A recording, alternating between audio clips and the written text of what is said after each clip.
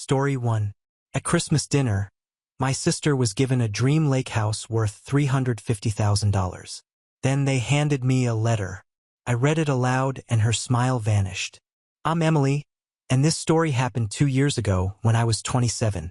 My sister Charlotte was 30 at the time, and she'd always been the golden child in our family. Everything came easy to her. Straight A's without studying, a full scholarship to Northwestern, landed her dream marketing job right out of college, and married her college sweetheart Ethan, who came for money. Meanwhile, I struggled through community college, worked 3 jobs to pay for nursing school, and lived in a studio apartment above Mrs. Chen's Chinese restaurant. Don't get me wrong, I wasn't bitter about working hard. I actually loved nursing and felt proud of what I'd accomplished on my own. But the way my parents, William and Catherine, constantly compared us was exhausting. Every family dinner was filled with Charlotte's latest achievements, while my accomplishments got a polite nod at best. The real issue started 2 years before this Christmas Eve. Charlotte and Ethan had been trying to have kids for about 3 years with no success. They'd gone through fertility treatments, specialists, the whole 9 yards. It was heartbreaking to watch, and I genuinely felt terrible for them. But Charlotte being Charlotte, she couldn't just quietly deal with her struggles. She had to make everyone else's life revolve around her pain. She started showing up to family gatherings late or leaving early because seeing me with kids was too triggering. The thing is, I didn't even have kids yet. I was dating my boyfriend James seriously, and we talked about marriage and kids, but we weren't in any rush. But Charlotte seemed to think that just because I could potentially have children easily, I was somehow flaunting my fertility. The breaking point came during Thanksgiving 2 years ago. James and I announced our engagement, and instead of congratulations, Charlotte burst into tears and ran to the bathroom. My parents followed her, leaving James and me sitting alone at the dinner table with my aunt and uncle looking incredibly uncomfortable.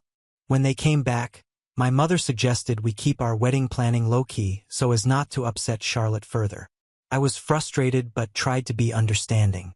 We planned a small wedding the following summer, and Charlotte was my maid of honor despite her obvious reluctance.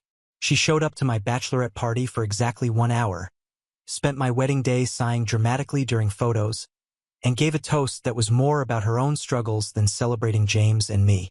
But I bit my tongue because family is family, right? Things got worse after James and I got married the following summer.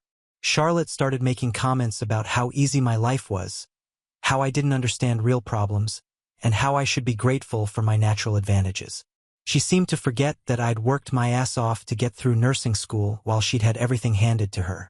The final straw came the Christmas after we got married. 2 years before the Christmas Eve I'm telling you about, Charlotte announced she and Ethan were taking a break from trying to have kids and were going to focus on travel and their careers instead. My parents threw them a celebration of life changes party and invited the whole extended family. It was bizarre, but I supported her decision. 3 weeks later, James and I found out I was pregnant.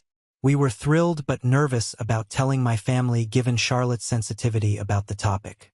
We decided to wait until I was past the first trimester to share the news. At 12 weeks, we gathered everyone for Sunday dinner and made our announcement. Charlotte's face went white, then red, then she started screaming. She accused me of getting pregnant on purpose to rub it in her face. She said I was selfish and cruel and that I planned this to upstage her new life direction. My parents just sat there while she berated me, not saying a word in my defense.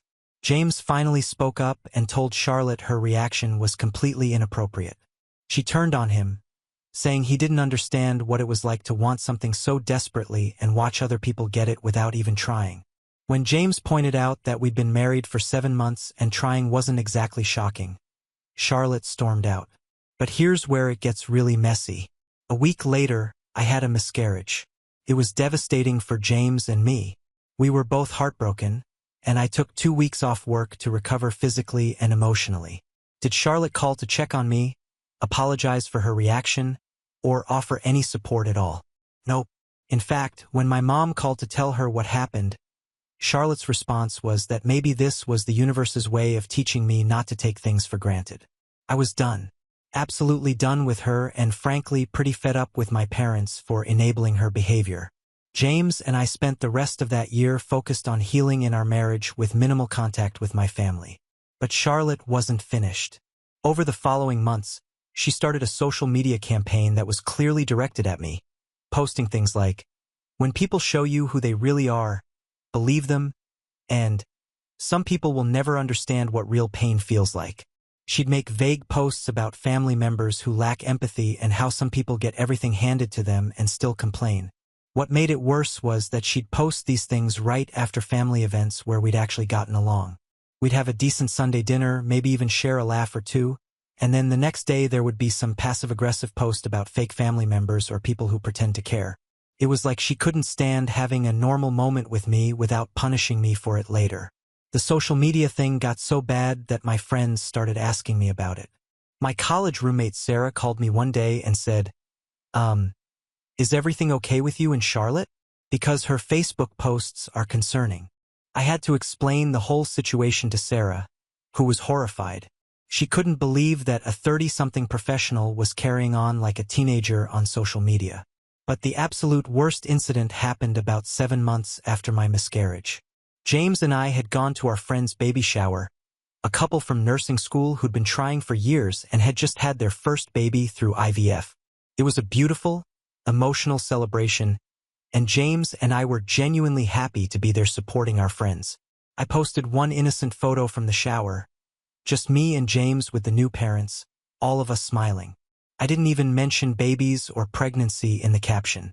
Just, so happy for these two amazing people. Within an hour, Charlotte had posted a long rant about people who flaunt their ability to be around babies and how some people use other people's joy to make themselves feel better about their own failures. The post didn't mention me by name, but anyone who knew our family situation would know exactly who she was talking about.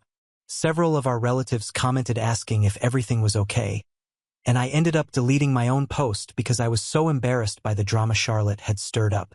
That night, I called my parents, furious. I told them about Charlotte's post and how humiliating it was to have her constantly monitoring my social media and turning everything into a public attack on me. My mother's response, "Well, honey, maybe you could be more sensitive about what you post. You know Charlotte's struggling." That was the moment I realized my parents weren't just enabling Charlotte. They were actively participating in making me responsible for managing her emotions. It wasn't enough that I had to walk on eggshells around her in person. Now I was supposed to curate my entire social media presence around her feelings. 2. James was furious when I told him about the phone call. He said we should go no contact with my whole family until they started treating me with basic respect. Part of me wanted to do exactly that. But I couldn't bring myself to cut off my parents completely. They weren't malicious people. They were just so focused on keeping Charlotte from falling apart that they couldn't see how they were throwing me under the bus in the process. The situation got even more complicated when Charlotte started involving Ethan's family in her campaign against me. Ethan's parents, David and Margaret, were lovely people who had always been kind to me. But Charlotte started telling them her version of events, painting me as the cruel sister who deliberately got pregnant to hurt her and who then played the victim when I lost the baby. I found out about this when Margaret called me out of the blue one day. She was clearly uncomfortable, but she felt she needed to say something. "Emily, I hope you know that David and I don't believe what Charlotte's been saying about you. We've known you for years, and we know you're not the kind of person who would deliberately hurt someone you love." I was mortified that Charlotte had dragged Ethan's parents into our mess, but also grateful that Margaret had reached out. She told me that Charlotte had been calling them regularly, crying about how I turned the whole family against her and how I was manipulating our parents into taking my side. Margaret said it had gotten so bad that Ethan had finally had to ask Charlotte to stop involving his parents in our drama. That conversation with Margaret made me realize just how far Charlotte's victim narrative had spread. She wasn't just posting vague things on social media. She was actively telling people that I was some kind of mastermind who'd orchestrated a campaign against her. In her version of events, I was the villain who got pregnant on purpose to hurt her, then used my miscarriage to gain sympathy and turn everyone against her. The irony wasn't lost on me. Charlotte was accusing me of playing the victim while she spent every day posting about how mistreated she was by her cruel, insensitive family. She was claiming I was manipulative while she was literally manipulating every conversation and every family gathering to be about her pain and her needs. The worst part was watching my parents get more and more exhausted by it all. My father, who'd always been the peacekeeper in the family, started looking genuinely stressed every time Charlotte's name came up. My mother developed this nervous habit of immediately changing the subject whenever anyone mentioned babies, pregnancy, or anything that might set Charlotte off. Family gatherings became exercises in collective anxiety management. Everyone walking on eggshells, everyone monitoring their words, everyone responsible for Charlotte's emotional state except Charlotte herself. If she had a bad day, it became everyone's problem. If she was triggered by something, it was everyone's responsibility to fix it. I started dreading family events completely. Even when Charlotte was in a good mood, there was always this undercurrent of tension, this sense that one wrong word or topic could set off an explosion. James and I would drive home from these gatherings emotionally exhausted, feeling like we'd just navigated a minefield for 3 hours. The breaking point for James came during Easter dinner about 7 months before the Christmas I'm telling you about. We were having a nice meal, everyone getting along, when my aunt mentioned that her daughter had just gotten engaged. It was innocent conversation, just family news. But I saw Charlotte's face change immediately. Instead of congratulating her cousin, Charlotte got very quiet and then excused herself from the table. She came back 10 minutes later with red eyes, clearly having been crying, and the entire mood of the dinner shifted. Everyone started overcompensating, trying to cheer Charlotte up, asking if she was okay, making a big fuss over her. Meanwhile, my cousin's engagement, what should have been a happy family moment, got completely overshadowed. My aunt looked embarrassed for bringing it up, and my cousin's good news got maybe 2 more minutes of conversation before everyone moved on to safer topics. James was quiet on the drive home, and when I asked him what was wrong, he exploded. "This is insane, Emily. One person's emotions are controlling your entire family. Everyone is so busy managing Charlotte's feelings that they can't even celebrate normal life events anymore." He was right, and I knew it, but I felt trapped. These were my parents, my family, and despite everything, I loved them. I didn't want to cut them off, but I also couldn't keep subjecting James and myself to this toxic dynamic. That's when we made the decision to pull back significantly from family events. We started declining about half the invitations, making excuses about work schedules and other commitments. When we did go, we'd arrive later and leave earlier, minimizing our exposure to the drama. My parents noticed, of course, and they weren't happy about it. They started making comments about how we were abandoning the family and how I was punishing everyone because of issues with Charlotte. They couldn't see that their own enabling behavior was driving us away. They just saw it as me being dramatic and holding grudges. The worst part was watching my parents get more and more desperate to fix things, which only made them enable Charlotte more. They called me with increasingly elaborate plans for family gatherings that would somehow magically make everyone get along. They'd suggest we all go to family therapy together or take a family vacation or have some kind of intervention. But none of their solutions involved Charlotte actually changing her behavior or taking responsibility. They all involved everyone else accommodating her emotions and finding new ways to avoid triggering her. It was like they thought they could manage their way out of the problem without ever addressing the root cause. So by the time the Christmas Eve I'm telling you about rolled around, 2 years after my miscarriage, I was pretty much done with all of them. James and I had been trying to conceive again, but we decided not to share any news with my family until absolutely necessary. We were planning to spend Christmas morning together and then make a brief appearance at my parents' house for dinner. But then my mother called 3 days before Christmas Eve, practically begging us to come for their Christmas Eve gift exchange instead. She said Charlotte had been having a really hard time lately, and it would mean the world to have everyone together. Against my better judgment, I agreed. So Christmas Eve arrives and James and I show up to my parents' house around 7 p.m. The living room is decorated to the nines. My mother had gone all out with garland, lights, and a massive tree. Charlotte and Ethan are already there, and Charlotte actually seems to be in a good mood for once. She hugs me when we arrive, which hasn't happened in over a year. We have dinner first, prime rib, my dad's specialty, and for once, conversation flows pretty normally. Charlotte asks about my work. I ask about her latest marketing campaign, and my parents seem relieved that we're getting along. Ethan's being more talkative than usual, and James is making an effort to keep things light. I start thinking maybe this Christmas won't be a disaster after all. After dinner, we move to the living room for gifts. My parents always go overboard, but this year seems especially extravagant. There are piles of wrapped presents under the tree, way more than usual. Okay, my dad says, rubbing his hands together with excitement. Catherine and I have some very special gifts this year, so we want to do things a little differently. We're going to save the big surprises for last. We start with the usual stuff: sweaters, books, gift cards, a bottle of wine. Charlotte gets James an expensive bottle of scotch he'd mentioned liking, and I actually feel hopeful that maybe she's turning over a new leaf. James and I give everyone thoughtful gifts we'd picked out months earlier, back when I was still trying to maintain family relationships. Then my parents exchange a look and my mother gets up to retrieve something from the kitchen. She comes back with a large envelope and hands it to Charlotte. "This is from both of us," my dad says, his voice thick with emotion. "We wanted to do something really special for you and Ethan this year." Charlotte opens the envelope and her eyes go wide. She pulls out what looks like a deed or some kind of official document, and Ethan leans over to read it with her. "Oh my God," Charlotte whispers, and then she starts crying. Happy tears, though. She's smiling so wide I think her face might crack. "Ethan, they bought us the lake house.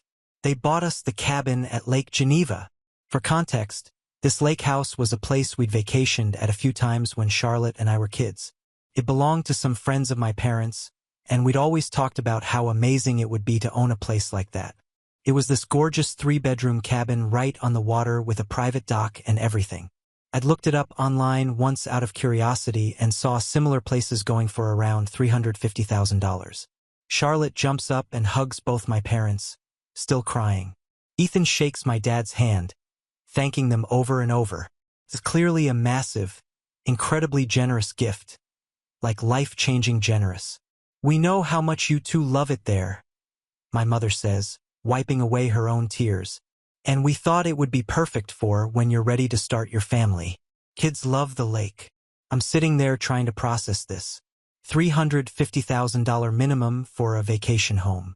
I mean, I knew my parents were comfortable. My dad had done well in commercial real estate and my mom had inherited some money from her parents, but this was on another level entirely. James squeezes my hand and I can tell he's thinking the same thing I am. We've been saving for 2 years to buy our first house and we're still about $30,000 short of having enough for a decent down payment in our area. But I push down the jealousy and try to be happy for them.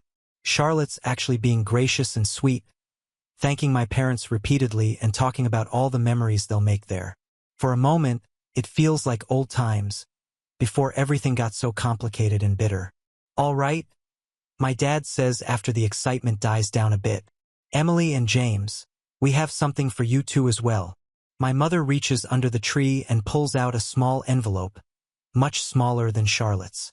She hands it to me with a smile that seems a little forced now that I think about it. "Go ahead, honey. Open it," she encourages. I open the envelope, expecting maybe a nice gift certificate or tickets to something. Instead, I find a single folded piece of paper. It looks like it was torn from a legal pad and it's covered in my mother's handwriting. "Read it out loud," my dad suggests. "We want everyone to hear this."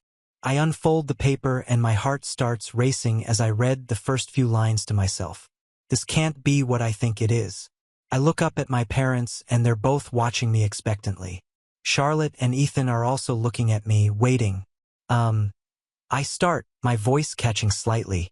"Are you sure you want me to read this out loud?" "Of course, sweetie," my mother says.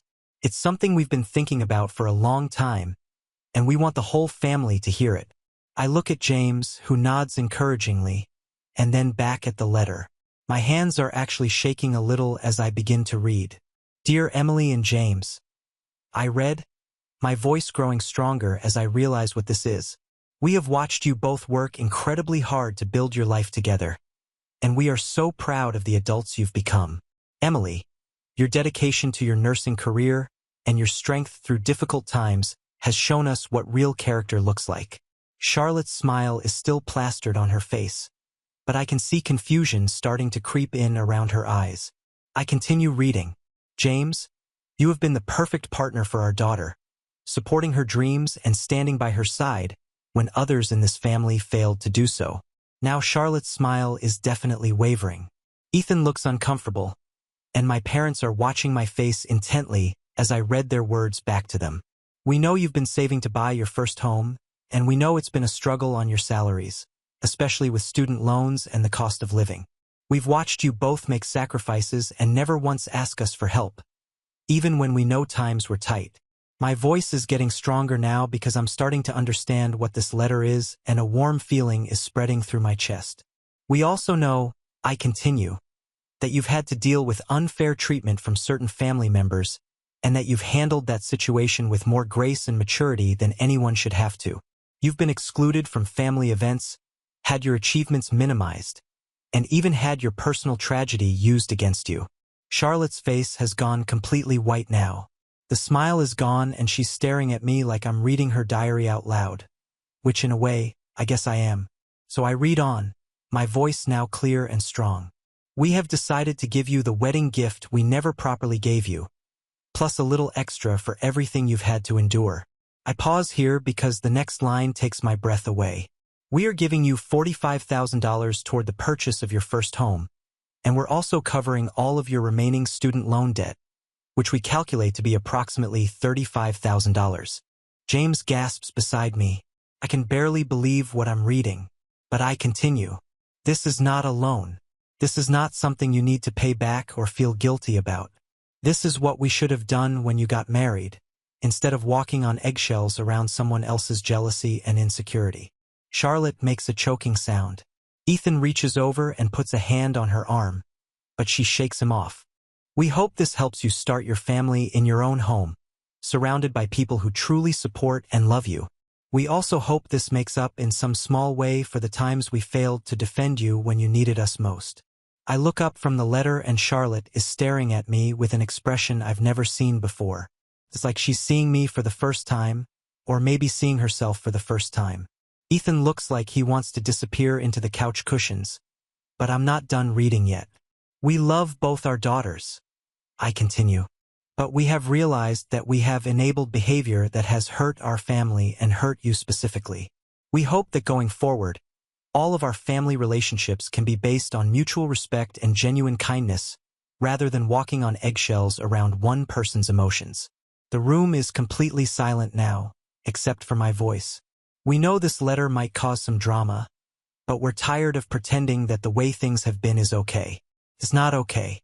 You deserve better from all of us. I take a breath and read the final lines. Use this money to build the life you want with people who celebrate your happiness instead of resenting it. We love you both, and we're proud to be your parents. Mom and Dad. I fold the letter back up and look around the room. James has tears in his eyes and is squeezing my hand so tight it almost hurts. My parents are both watching Charlotte, who looks like she's been slapped. What the hell is this? Charlotte finally says, her voice low and dangerous. It's exactly what it sounds like, my father says calmly. We're giving Emily and James some financial help, just like we gave you and Ethan the lake house. This isn't the same thing at all. Charlotte stands up, her voice getting louder. You just humiliated me in front of everyone. You made me look like some kind of monster. The letter didn't make you look like anything, my father says calmly. Your mother and I wrote down facts. Facts about how you've treated your sister and facts about how we've enabled it. Charlotte whirls around to face me. You planned this, didn't you? You somehow convinced them to do this. This is your revenge for me not kissing your ass when you got pregnant. Charlotte, Ethan says quietly, maybe we should just... No, she snaps at him. They give us a house, but then they have to ruin it by making it all about Emily and her victim complex. Everything always has to be about poor Emily and how hard her life is. James stands up. That's enough. You're proving their point right now. Oh, shut up, James, Charlotte snarls. This doesn't concern you. Actually, it does, he says calmly, and I can see he's been thinking about this conversation for a while. I've watched you treat my wife like garbage for years. I've watched her cry after family dinners because of things you've said to her. I've watched her blame herself for your infertility problems because you made her feel like her existence was somehow offensive to you. I never said that. You didn't have to say it directly, I say, standing up as well. You said it with your actions. You said it when you screamed at me for getting pregnant. You said it when you told Mom that my miscarriage was the universe teaching me a lesson. You said it every time you made a social media post about family members who don't understand real pain. Charlotte's face crumples. That's not. I didn't mean. Yes, you did, my father says firmly. Charlotte, we love you. We will always love you. But the way you've treated Emily is unacceptable. And the way we've enabled it is unacceptable. You enabled it? Charlotte laughs bitterly. You just gave her almost $85,000 while calling me jealous and insecure in front of my husband. How is that enabling me? We gave you a house worth around $350,000. My mother points out. We're not exactly leaving you empty-handed here. That's not the point. Charlotte is full-on yelling now. The point is that you've decided I am the villain in this family, and now you're rewarding Emily for being the victim. No, I say, and my voice is steady now. They're not rewarding me for being a victim. They're acknowledging that I've worked hard and handled a difficult situation with maturity, something you've never been able to do. Difficult situation? Charlotte's voice goes up an octave. What difficult situation? You got everything you wanted. You got married, you got your nursing degree, you have a husband who worships you. What exactly has been so difficult about your life? The room goes quiet and I realize this is it. This is the moment I've been building toward for 2 years. The moment where I either back down and let Charlotte continue to rewrite history, or I stand up for myself once and for all. You want to know what's been difficult? I ask, my voice getting stronger. Watching my sister turn into someone I don't recognize because she can't handle other people being happy. Having to tiptoe around my own life accomplishments because they might trigger you. Planning my wedding around your emotional state. Being screamed at for getting pregnant and then being told my miscarriage was some kind of cosmic justice. Charlotte opens her mouth to interrupt, but I keep going. Having my parents suggest I postpone my engagement announcement because it might upset you. Being asked to keep my wedding low-key so you wouldn't feel bad. Watching you give a maid of honor speech that was entirely about your own problems. Having you skip my bachelorette party because being around happy people was too triggering. I'm on a roll now, and 2 years of suppressed frustration is pouring out. But you know what the most difficult part has been? I continue. Realizing that my big sister, the person I looked up to my whole life, had turned into someone who could only be happy if everyone around her was miserable. Someone who sees other people's joy as a personal attack. Someone who thinks the world owes her something because life didn't go exactly according to her plan. Charlotte is crying now. But I'm not done. I have been nothing but supportive of you. When you were struggling with fertility, I was there. When you and Ethan decided to take a break from trying, I supported that decision. When you needed space from family events, I understood. But none of that mattered because you had already decided that I was your enemy. You decided that my happiness somehow diminished yours. That's not true, Charlotte whispers. Yes, it is, Ethan says quietly, and everyone turns to look at him. He's been mostly quiet through this exchange, watching his wife with an expression that's part love, part exhaustion, part determination. I realize he's been waiting for this moment, maybe hoping for it. Charlotte, it is true. You know it's true. Ethan. Charlotte's voice breaks. No, Charlotte. I love you, but I'm not going to sit here and watch you do this anymore. Your sister lost a baby, and you told her mother it was the universe teaching her a lesson. Do you understand how cruel that is? Do you understand how that sounded? Charlotte covers her face with her hands. I was hurting. I was in pain and I wasn't thinking clearly. You're always in pain, Ethan says, and his voice is gentle but firm. It's clear he's had this conversation with her before, probably many times. There's always some reason why you can't be happy for other people. There's always some excuse for why everyone else needs to manage their lives around your emotions. This is rich, Charlotte says. dropping her hands and glaring at Ethan. Now my own husband is ganging up on me, too. I'm not ganging up on you. I'm telling you the truth. I've been telling you this truth for months, but you won't listen to me either. Oh, this is getting into territory I wasn't expecting. James and I exchange glances, and I can tell he's thinking the same thing I am. This is about more than just Charlotte's relationship with me. What's that supposed to mean? Charlotte demands. Ethan looks around the room, clearly uncomfortable with the audience, but he presses on. It means that this doesn't just affect your relationship with Emily. It affects our marriage, too. It affects everything. You can't be genuinely happy about anything because you're too busy keeping score with everyone else. That's not fair, isn't it? Ethan asks. When's the last time you celebrated something good happening to someone else without finding a way to make it about what's wrong with our life? When's the last time you felt actual joy about anything that didn't involve someone else failing or struggling? Charlotte stares at him, and I can see her trying to come up with an answer. The fact that she can't seem to find one tells us everything we need to know. My father clears his throat. Maybe we should all take a break. No, Charlotte says, and her voice has changed. The fight has gone out of it and she sounds exhausted. No, don't stop on my account. Clearly, this is some kind of intervention that you all planned.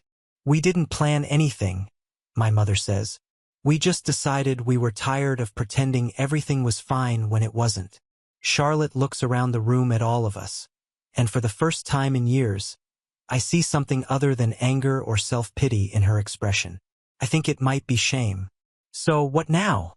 She asks. You've all told me what a terrible person I am. You've given me money while making sure I know it's because I'm such a burden. Ethan's decided our marriage is broken because I'm not positive enough. What exactly do you want from me now? We want you to get help, my mother says simply. We want you to talk to someone about why other people's happiness feels like a threat to you. We want you to figure out how to be happy for your sister when good things happen to her. And we want you to apologize, my father adds. Not a fake apology where you excuse your behavior, but a real one where you acknowledge the hurt you've caused. Charlotte looks at me, and for a moment I see the sister I used to know. The one who taught me how to braid friendship bracelets and always shared her Halloween candy with me. I'm sorry, she says, and her voice is so quiet I almost don't hear her. I'm sorry too, I say, because despite everything I'm sorry it came to this. I'm sorry she's hurting. I'm sorry our family got so broken. No, Charlotte says, shaking her head. Don't apologize. You didn't do anything wrong. I did. I know I did. I don't know how to stop. Ethan reaches over and takes her hand. You stop by getting help. You stop by doing the work to figure out why you think love is a limited resource, that someone else getting it means there's less for you. I don't know if I can, Charlotte admits. I don't know if I know how to be any other way anymore. Then learn, my mother says firmly, because this version of you isn't sustainable. Not for your marriage, not for your family relationships, and not for your own happiness. Charlotte nods, tears streaming down her face. The lake house, she says suddenly. You should give the lake house to Emily too. She deserves it more than I do. Charlotte, no. I say immediately, that's not what this is about. This isn't about who deserves what more. This is about treating each other with kindness and respect. But I don't know how to do that anymore, she says. I don't remember how to be happy for other people. I don't remember how to not be angry all the time. Then we'll help you remember, I say, and I realize I mean it. But you have to want to change. You have to want to do better. Charlotte looks around the room again, and I can see her taking inventory of all the relationships she's damaged, all the bridges she's burned or is in the process of burning. I want to do better, she says finally. I want to be the kind of person who can be genuinely happy when my sister gets good news. I want to be the kind of wife who doesn't make everything about what's wrong with our life. I want to be the kind of daughter who doesn't make family gatherings a minefield. Then that's where we start, Ethan says, squeezing her hand. The room falls quiet for a moment, and I realize that this Christmas Eve has been more honest and raw than any family gathering we've had in years. Maybe ever. So, James says, breaking the silence. Should we maybe open the rest of the presents? Everyone laughs, even Charlotte, and the tension in the room breaks just a little bit. We didn't magically solve all our problems that night, of course. Charlotte and Ethan left shortly after, with Charlotte promising to start looking for a therapist after the holidays.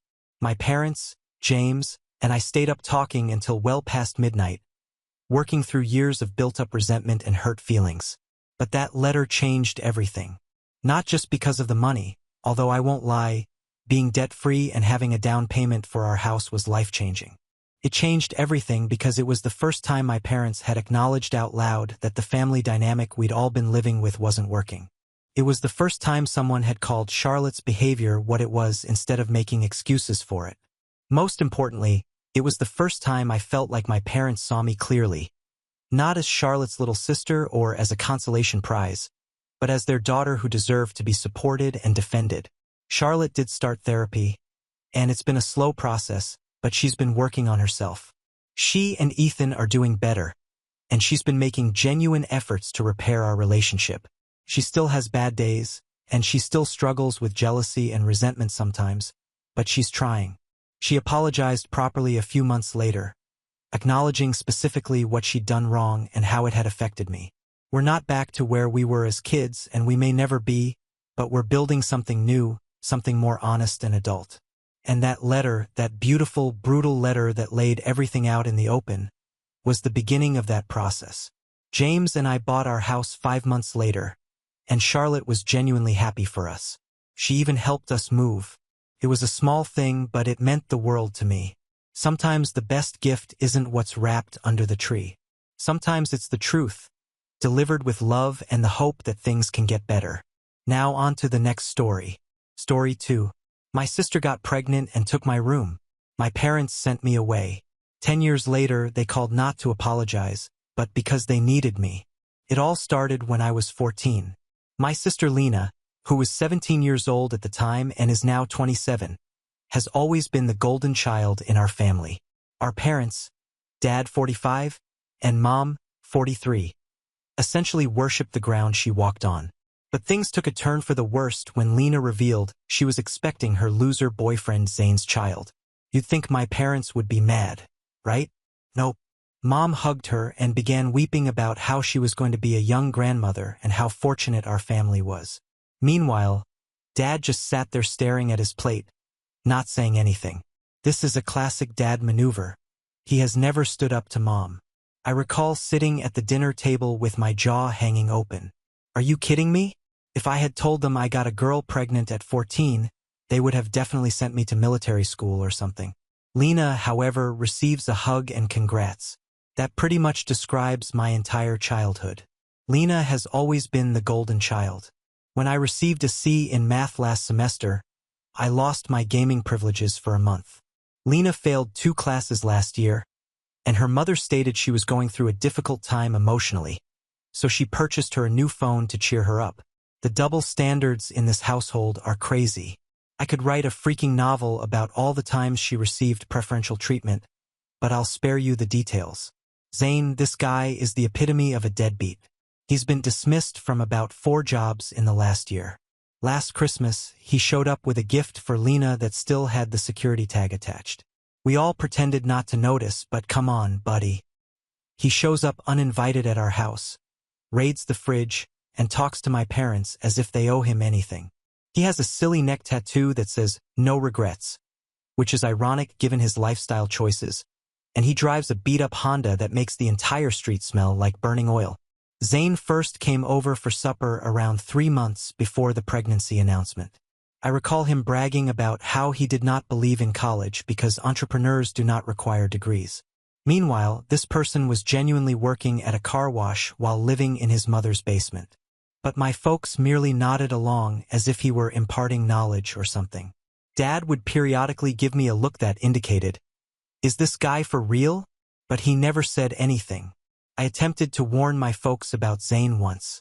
I overheard him on the phone in our garden discussing how he had been tossed out of his former girlfriend's home for using her father's credit card. When I told my mother, she simply remarked, "People deserve second chances, honey. Zane is going through a rough patch." a rough patch that seemed to have lasted his entire life. Growing up as the less favored child causes you to distrust yourself. For years, I wondered if I was simply dreaming things. Perhaps I was the problem. Maybe if I were more like Lena, vivacious, popular, and attractive, my parents would treat me the same. I tried so hard to catch their attention. I received good grades, kept my room neat, and even joined activities that I believed would please them. Nothing worked. Lena could burn down the house, and they would most likely blame it on defective wiring. I recall this happening when I was 12 and Lena was 15. We had two activities on the same night, my science fair and her choir concert. Guess which one my folks attended? Yep. They went to see Lena sing one line in a group number while I stood alone next to my renewable energy project, which had taken weeks to construct. My teacher kept asking where my parents were, and I simply claimed they were stuck in traffic. They didn't even bother to stop by afterwards. I won second place, by the way. They never knew or cared. About a week after the baby announcement, my mother held a family gathering, which I knew meant awful news for me.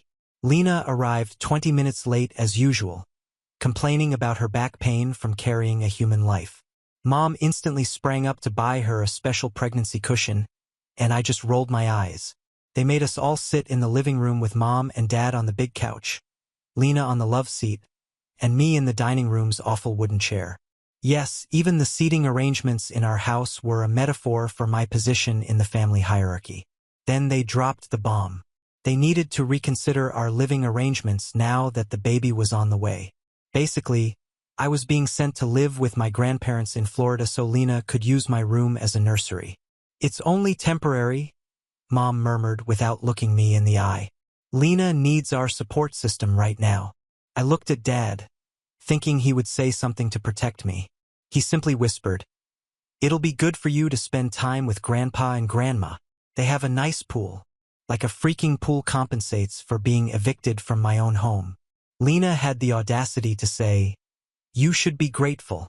At least you don't have to deal with midnight feedings and diaper smell." Then she chuckled and added, "Plus, I've always wanted your room. It gets better sunlight for the baby." I remember sitting there utterly startled.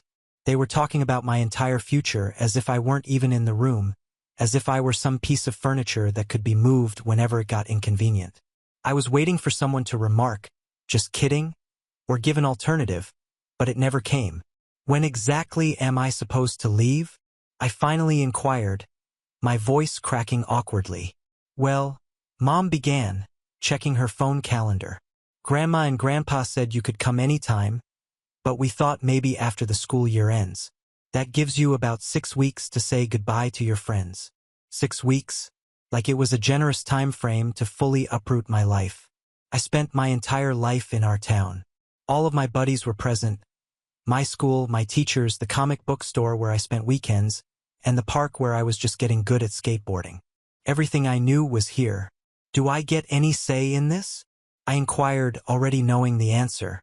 "Honey," Mom murmured in that faux compassion tone she uses when trying to care. "Sometimes families have to make tough decisions. This is what's best for everyone. Everyone except me." I was saying, "Don't be so dramatic," Lena murmured, rolling her eyes. "It's not like being sent to prison. Florida has beaches and stuff." I can still recall the exact moment when I realized I was entirely disposable to my family. It was when my mother mentioned that they'd repaint my room, which I'd only gotten to paint dark blue last year after begging for weeks, to a bright, cheery yellow for the baby. She was already deciding which of my posters to take down and where the crib would go, all while I sat right there. "But what about my school, my friends, the soccer team tryouts?" I inquired, trying to keep my voice from breaking. "You'll make new friends," Mom dismissively stated. "And Florida schools are probably better anyway." I stared at Lena, hoping for some indication that she felt horrible about the whole thing. She was texting someone and not paying attention to the talk that was truly changing my life. When she eventually looked up, she simply asked, "Can we wrap this up? I'm meeting Zane for dinner." That night, I closed myself inside my room and cried for the first time in years. No one seemed to notice or care. The following few weeks were horrible. Lena began carrying baby supplies into my room before I had even packed.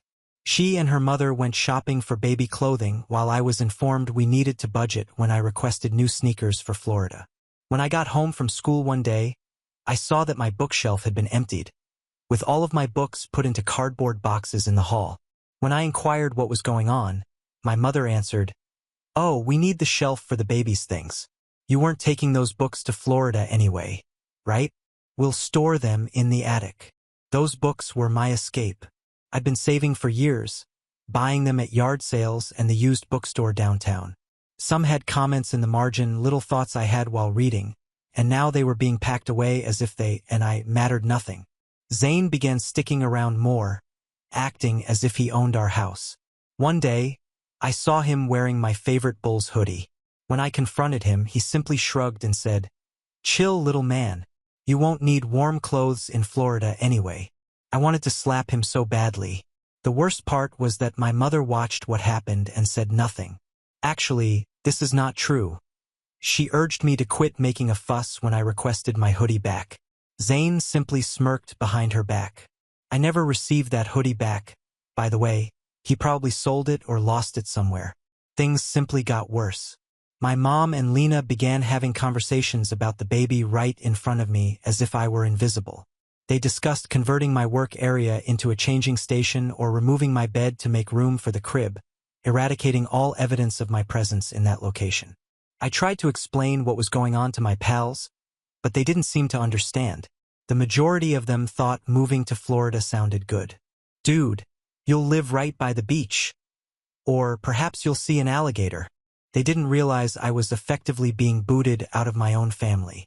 My best friend Liam was the only one who seemed to understand how messed up things were. "That's some serious crap, man," he remarked when I told him. "They can't just ship you off because your sister got knocked up. That's not your fault." It felt good to have someone acknowledge what I was feeling, but it didn't alter anything. I was still being sent away, and no one who could do anything about it seemed concerned. I tried to chat to Dad alone one night when he was organizing his tools in the garage. "Dad, this is not fair. Why do I need to leave? Why can't Lena and Zane have their own place?" Dad only sighed and appeared fatigued. "Sometimes we have to make sacrifices as a family. Your mother thinks this is best for everyone. But what are your thoughts?" Depressed. He simply shook his head. "What I think doesn't really matter around here, son. You are aware of this." I noticed something in his eyes that night. This dejected expression made me understand he'd stopped fighting my mother years ago, maybe even before I was born. I was terrified of my future if I stayed in this toxic environment. I made one last-ditch effort to stay. I went to my guidance counselor at school and explained the problem, thinking that she could speak with my parents or something. She was concerned and invited them in for a meeting. But of course, my mother just put on her perfect parent act, telling her how wonderful it was for me to bond with my grandparents and how they were making this sacrifice as a family. The counselor agreed wholeheartedly. As we left her office, Mom hugged my shoulder so hard it hurt and murmured, "Don't ever try to embarrass this family again." The last straw was overhearing Lena on the phone with a friend. She was laughing and saying, "Yeah, it's perfect. The brat is getting shipped off so the baby gets a whole nursery. Mom has already promised to help with night feedings, so I can still hang out sometimes." That's when I realized I was just an inconvenience to them, a problem they could solve by sending me away. To Lena, I wasn't a sibling whose life was being uprooted. I was just the brat who got in the way of her ideal little setting. The day before my departure, I went to visit my old treehouse in the woods behind our neighborhood. When I was 7 years old, my dad and I built it together, one of the rare occasions that he genuinely spent quality time with me. It wasn't fancy, just plywood and 2x4s, but it had been my particular haven for years. I hadn't been up there in a long time, and I'd outgrown it, but it suddenly felt vital to go one final time. When I arrived, I discovered that someone had taken down the ladder and spray-painted, "Zane was here," across the front. The small window was broken, and there were beer cans and cigarette butts inside. I stayed there for hours, staring at this emblem of my youth that had been invaded and destroyed, just like everything else in my life. Nobody made a special dinner for me on my last night at home. Mom was helping Lena register for baby items online. Dad watched television in silence. I purchased a pizza with my own money and ate it alone in my almost empty room, sitting on the floor because my bed had already been disassembled to make place for the crib that had arrived that morning. So, when I was 14, I relocated to Florida to live with my grandparents just before beginning high school. It wasn't too bad living with my 68-year-old grandmother and 70-year-old grandfather. They treated me much better than my own parents did. However, attending high school in a new state where I knew almost no one was a huge disaster. I was the new kid with an unusual accent. Apparently, I have a northern accent in Florida. On my first day of school, a student asked me where I was from and why I had moved. When I explained that my pregnant sister needed my room, he looked at me as if I had a second head. "Dude, that is messed up," he stated. It was the first time anyone acknowledged that what had occurred to me was not normal or acceptable. I almost cried right there in the cafeteria. The first month was tough. I kept to myself, mostly having lunch alone and returning home directly from school. Grandma would have food available and ask about my day, not just how school went in general, but about my classes and teachers specifically. It was strange to have an adult take an interest in my life. One afternoon, I completely broke down while doing schoolwork at the kitchen table. I started bawling out of nowhere. Grandma sat with me, not saying anything but caressing my back till I could breathe again. Then she said something that I will never forget. "What your parents did was wrong, and you are entitled to be furious about it. But do not let that anger consume everything good within you." Grandpa was also cool. He had a workshop in the garage where he constructed furniture, and he began showing me how to use the tools. He remarked my hands were good for intricate work. It was the first time I had been complimented on my physical abilities. Dad had never bothered to teach me those stuff. My first DIY project was a basic wooden box with dovetail joints. Grandpa exhibited it on the mantel as if it were a treasured artifact. He proudly displayed it to everyone who came over, telling them about how his grandson had made it. I feigned to be embarrassed, but it felt great to have someone proud of me. I rarely heard from my folks back home. Mom would call once a month, make awkward small talk, and then spend 20 minutes showing me images of Lena's baby, Sophie, on FaceTime. Dad would come on for a minute at the end and say, "Be good to your grandparents," before hanging up. Lena only called or texted when she needed anything. Lena initially called me personally around 3 months after I moved. I was truly thrilled to see her name on my phone. Perhaps she missed me? Nope. She wanted me to persuade grandmother and grandfather to send a larger check for the baby's christening gift. I hung up on her. For my 15th birthday, my parents sent me a card that came 3 days late.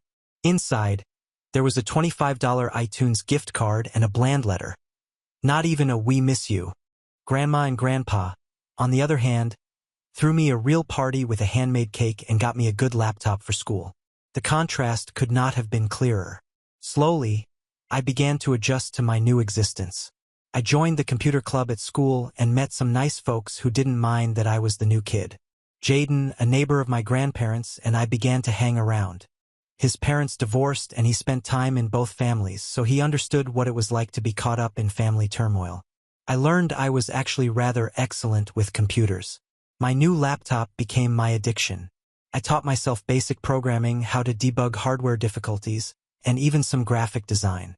Grandpa recognized my fascination and began bringing home broken devices from yard sales for me to experiment with. He'd wink and add, "Either you'll fix it or it's already broken, so no harm done." When I turned 16, I worked hard in school, received straight A's, joined a computer club, and started working part-time at the local Best Buy.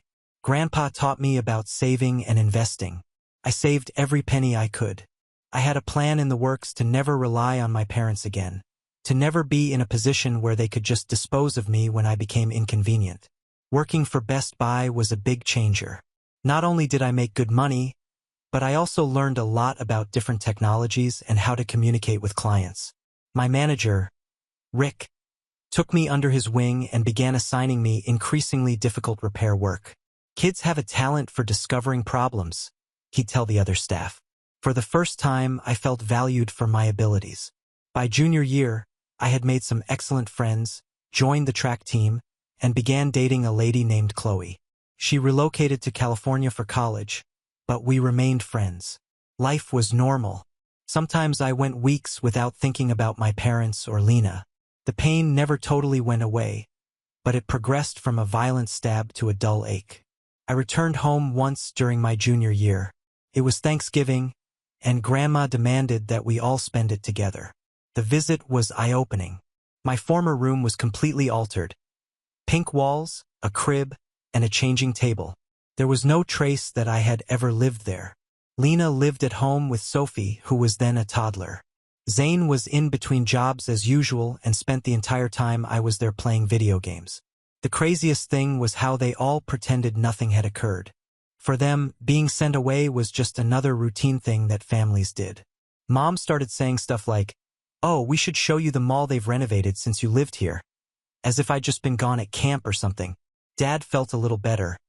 He did apologize one night while we were alone, claiming he should have handled things better. However, it was too little, too late. I couldn't wait to return to Florida after that visit. It made me realize that my grandparents' house had become more like a home than my parents had ever been. My parents flew down to see my high school graduation when I was 18. It was awkward as hell. They pretended that the previous 4 years hadn't happened. Mom kept showing my grandparents' friends pictures of Sophie, who was now 4, and discussing how Lena was such an outstanding young mother despite her difficulties. By the way, difficulties refers to the results of her own choices. Zane, for example, moved out when Sophie was 6 months old, then back in, then out again, a pattern he'd repeat nearly a dozen times throughout the years. Or how she was dismissed from 3 different retail jobs for repeatedly phoning in sick. Translation: hungover. But in my mother's perspective, Lena was still this poor, struggling angel who deserved constant support and admiration for performing the fundamental parenting that millions of people do every day. At the graduation banquet, I stated that I was not returning home. I was staying in Florida, buying my own house, and launching my own computer repair business. Mom appeared astonished. Dad simply nodded as if he knew what was coming all along. "But you don't want to come home?" Mom inquired, puzzled. "Your room is still there." It was no longer my room. It was Sophie's room, which I had seen in the background of numerous video conversations. "No," I answered simply. "My home is here now." The hurt expression on her face almost made me giggle. What was she expecting? That I would be glad to return to the location where I had been discarded like old furniture? That I'd like to live as a visitor in what was once my home? Later that night, Grandpa drew me aside and pressed a $5,000 check into my palm. "Seed money," he termed it, "for your business. Don't tell your grandmother. She thinks we're just helping with first month's rent on your apartment." He gave me a wink and said, "I believe in you, kid." That night, I came to a crucial realization. Family is more than simply blood. It's the individuals that create room for you in their lives, recognize your worth, and believe in you. By that measure, my grandparents were more like family to me than my parents and sister ever were. From the ages of 18 to 24, I built my computer repair business from scratch into a reputable IT consulting firm. I've got my own condo, a new car, and actual savings. I'm not wealthy by any means, but stable and independent. Those first few years on my own were challenging.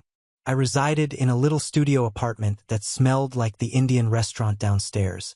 I worked long hours doing repairs during the day, taking online classes to become certified in various systems at night, and cold calling businesses on weekends to offer my services.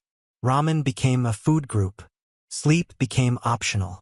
At first, I was simply maintaining people's personal computers, eradicating viruses, upgrading hardware, and recovering lost data. I charged less than the big repair companies, so I earned a lot of business from word of mouth. I'd make house calls on my bike, carrying my toolkit in my backpack because I couldn't afford a car at the time. My big break came when I assisted the proprietor of a local accounting firm in recovering data from what they believed to be a fried server. A large IT company offered them thousands of dollars for the job. I fixed it in one afternoon for a few hundred. The owner was so satisfied that he hired me on a monthly retainer to handle all of their IT issues. That was my first actual business contract. Things slowly began to come together. Word of mouth spread. A satisfied consumer would suggest me to another. I hired my first employee at the age of 20, a community college student who was familiar with networks.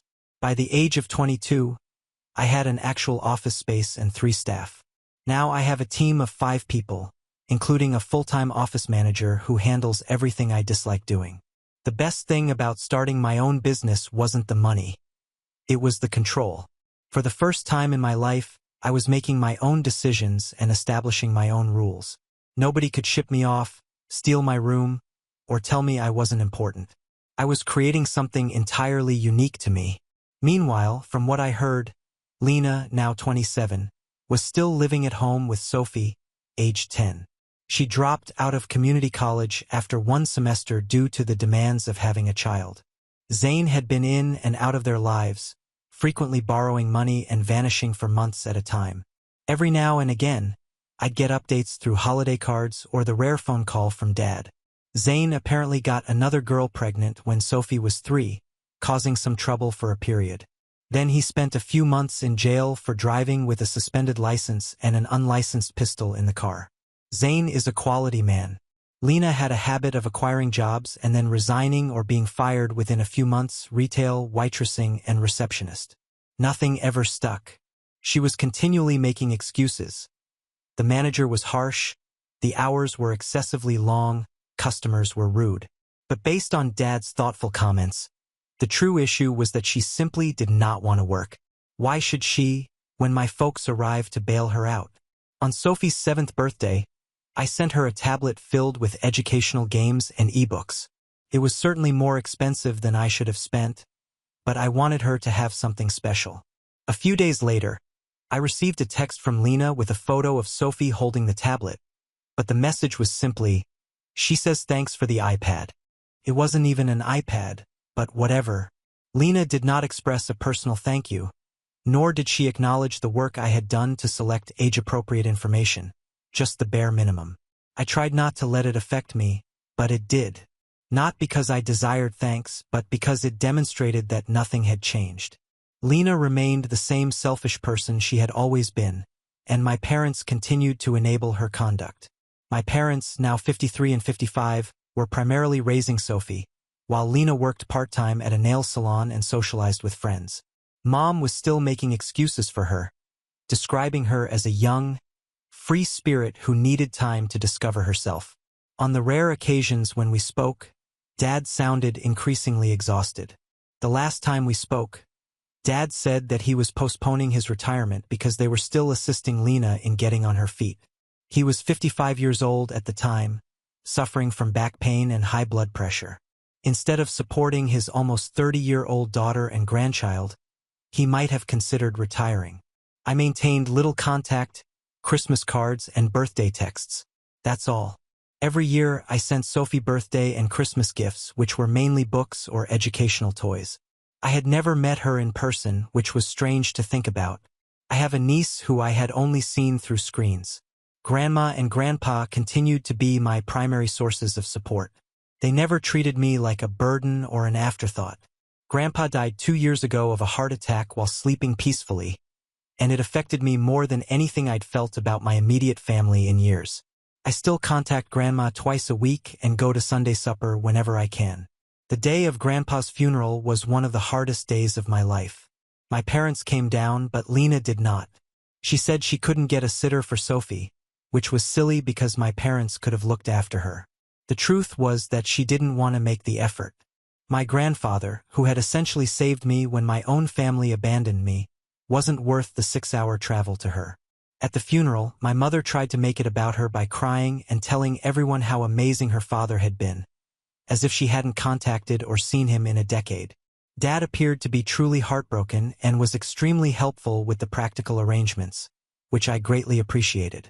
After the funeral, I overheard Mom telling one of Grandma's friends that they were concerned about how I was dealing with the loss and had offered to have me stay with them for a bit, which was a complete lie. They had done nothing of the sort. That was Mom for you.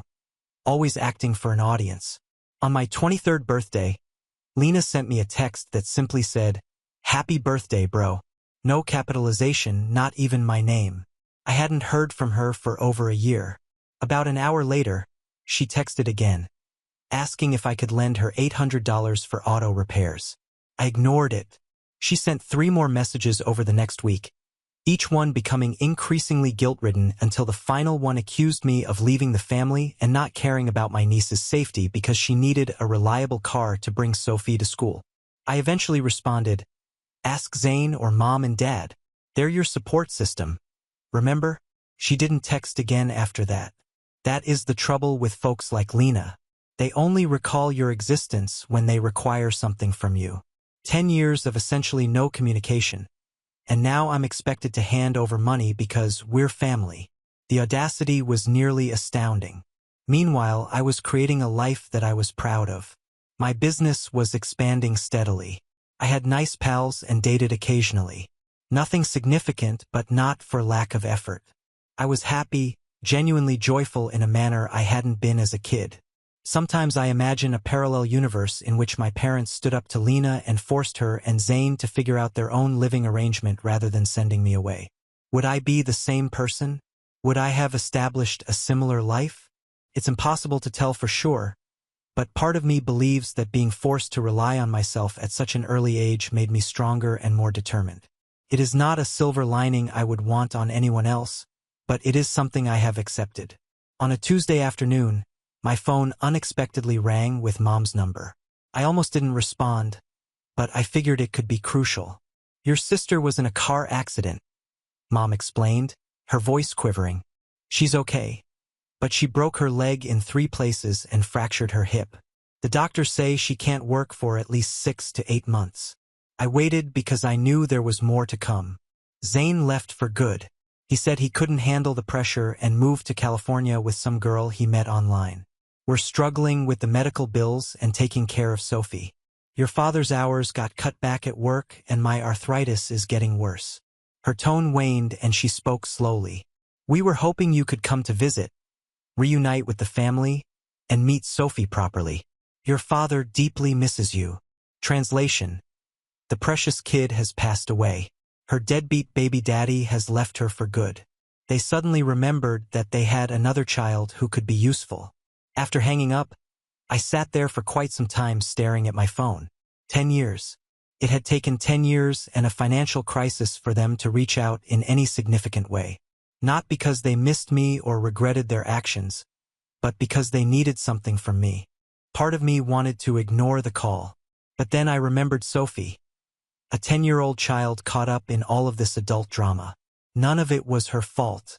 And to be entirely honest, a small part of me wished they could see who I had become without them. I wanted them to realize that the kid they'd abandoned had established a life for himself that they now needed to rely on. So, I called Mom back and said I'd come see them in a few weeks. I rented a motel instead of staying at their place. There was no way I was sleeping on their couch or in what used to be my room. Walking inside my former residence seemed strange. The walls were covered in family photos, the majority of which featured Sophie at various ages with Lena and my parents. I realized there were just 2 images of me, my high school graduation and an ancient school picture from when I was approximately 12. My old bedroom had been transformed into a princess-themed children's room, complete with pink walls and unicorn bedding. Lena sat on the couch, leg in a cast, scrolling through her phone. She barely looked up as I walked in. "Oh, you actually came," she remarked, shocked that I was bothered. Mom lingered around uneasily while Dad held me tightly and muttered, "I've missed you." Into my ear, he appeared to be considerably older and more worn out. When Sophie returned home from school, things changed. She was bright and curious, with none of Lena's demeanor. After a timid start, she lit up when she discovered I worked with computers and inundated me with questions about coding and gaming. That night, after Sophie went to bed, they finally got to the topic. They were inundated with medical costs. Lena couldn't work. Zane was gone. They were overdue on both the mortgage and Sophie's private school tuition. "We understand it's a lot to ask," Mom added, "but you're doing so well in business. We were hoping you would be able to help us. Lena finally seemed interested in my existence. Yeah. Bro must be nice having all that freedom and money. I looked around at everyone.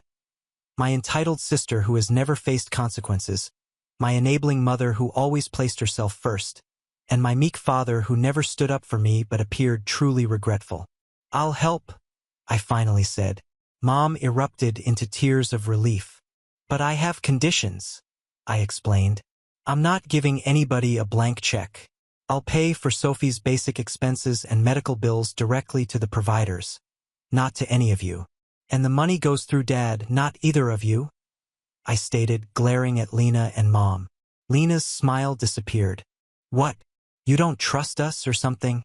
No, actually, I don't. Mom was upset, but Dad simply nodded, perfectly understanding. That's fair, Dad replied. You have no reason to trust us.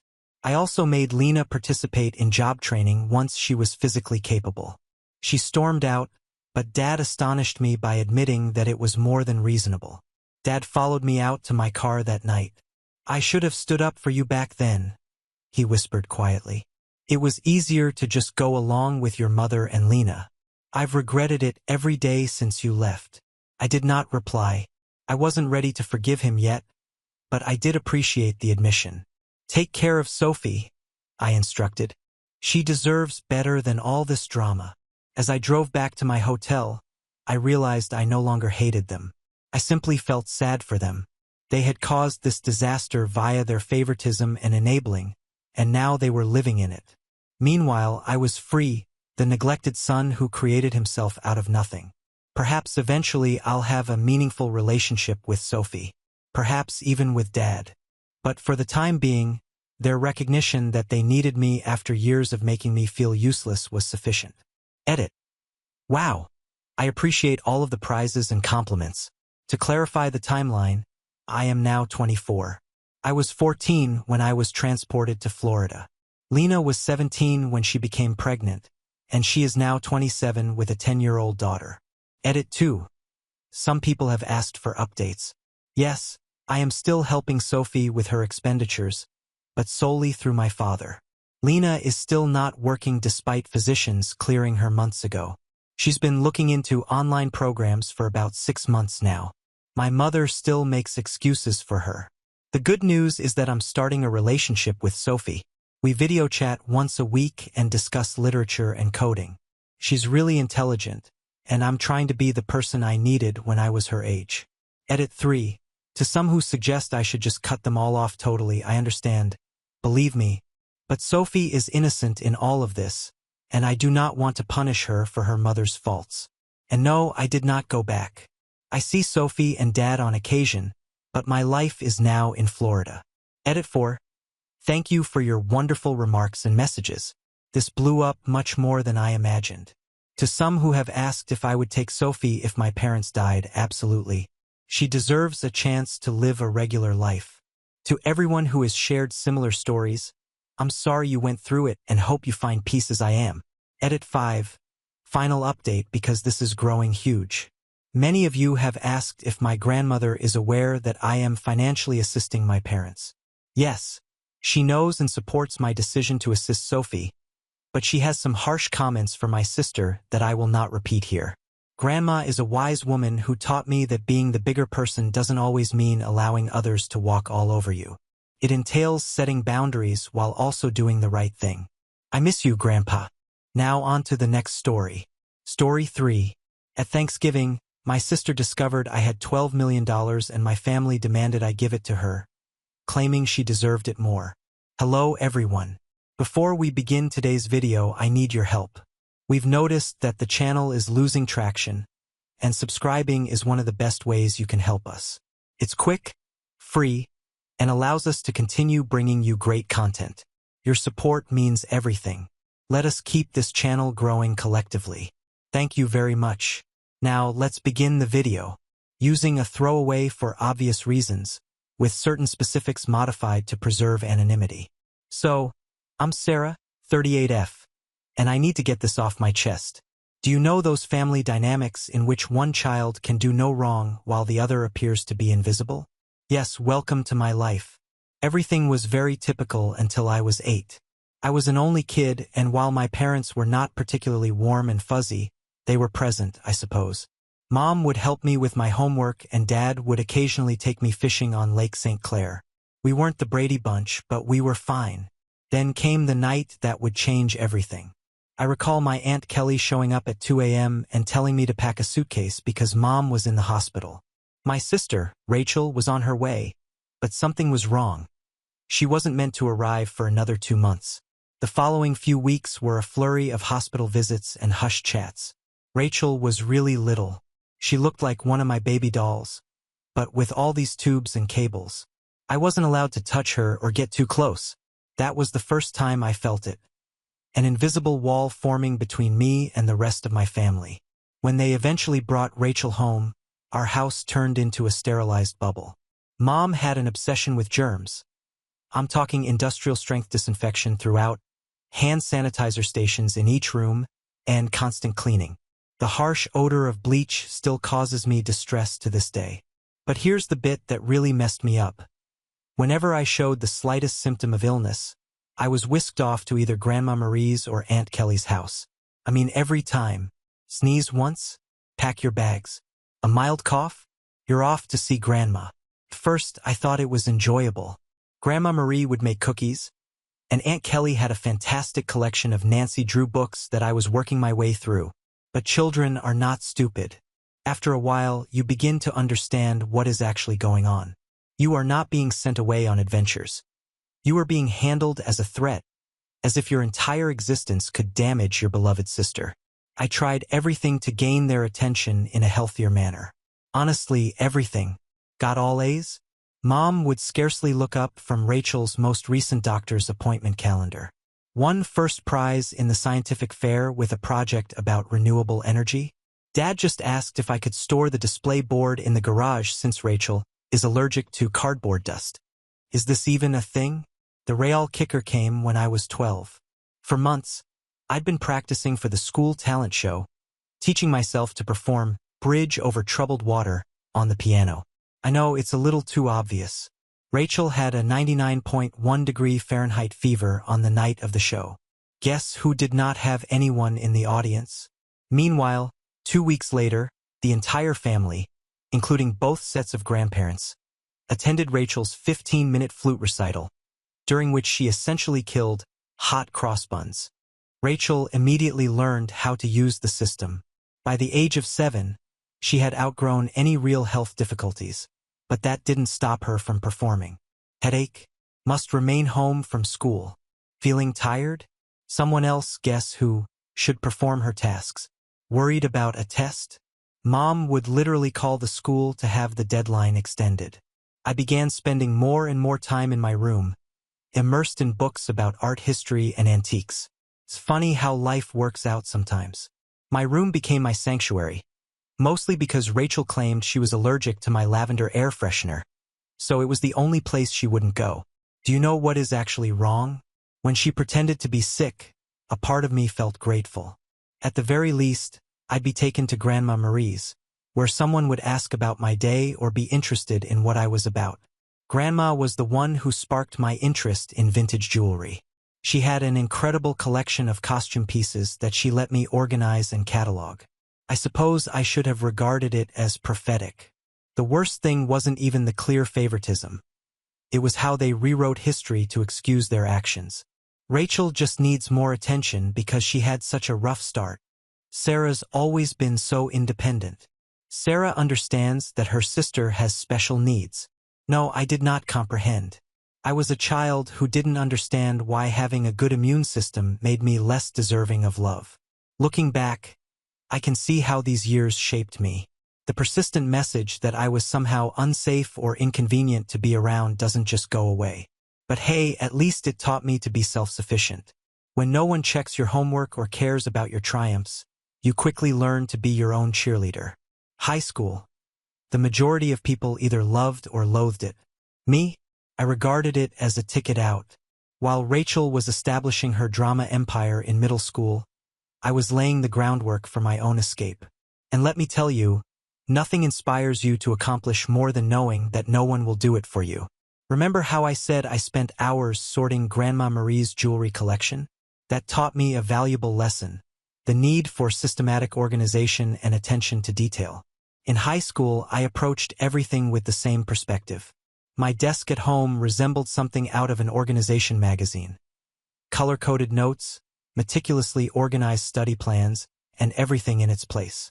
Rachel teased me about it, calling me Rain Man. Very great, sis. But here's the thing about being invisible. No one is monitoring your failures or successes. So, do whatever the heck you want. I joined every club that would not interfere with my part-time employment at Carson's Diner. Thank you to Carol, the owner, for remembering my birthday when my own parents had forgotten. Debate team? Check.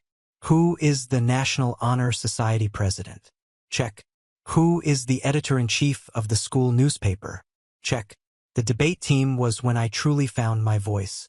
There's something quite rewarding about shattering someone's argument while maintaining complete composure. It also taught me how to negotiate, which I didn't realize at the time, but would be useful later. I won states twice. Rachel had major soccer games. Therefore, my parents were unable to attend both competitions. She was on the C team and did not even play. The game changer was junior year. I took the SAT and received a flawless score. Not like, oh, pretty good. Perfect. I mean perfect. Perfect. 1600. You know how many people receive that? Less than 1%. I remember staring at the results screen for almost 20 minutes, convinced it was an error. I rushed home to tell my parents. I realized this is stupid. Mom was in the kitchen assisting Rachel with her English homework. The conversation went something like this. My reaction: Mom, look, I got a perfect SAT score. Mom: that's nice, honey, but can you keep it down? Rachel's trying to concentrate. She has a big test tomorrow. Rachel: you're correct. Yeah, some of us actually have to study Miss Perfect. Mom: Rachel, sweetie, don't stress. You're just a different kind of learner. I still have the hard copy of those SAT results someplace. They never got pinned on the fridge.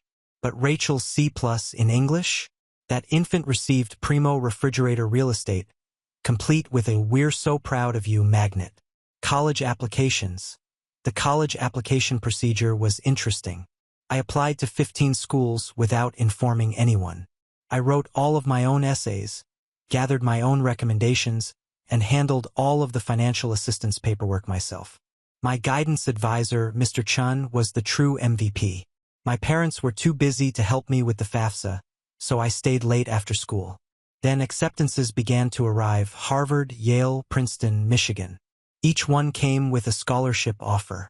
I stored them all in a locked box under my bed, knowing what would happen if Rachel discovered them. They'd suddenly shifted their focus entirely to her.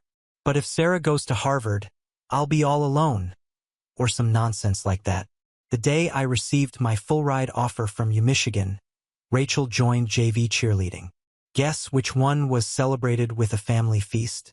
Hint: I had microwave mac and cheese in my room while they went to Olive Garden. But you know what? The scholarship was my golden ticket. Tuition, lodging, and board are all included, as is a book allowance. I could finally leave that house where I was either invisible or inconvenient. The day I received my acceptance package, I went to my favorite spot in the local library, a fourth-floor window seat overlooking the park, and grieved for an hour. Not sad tears.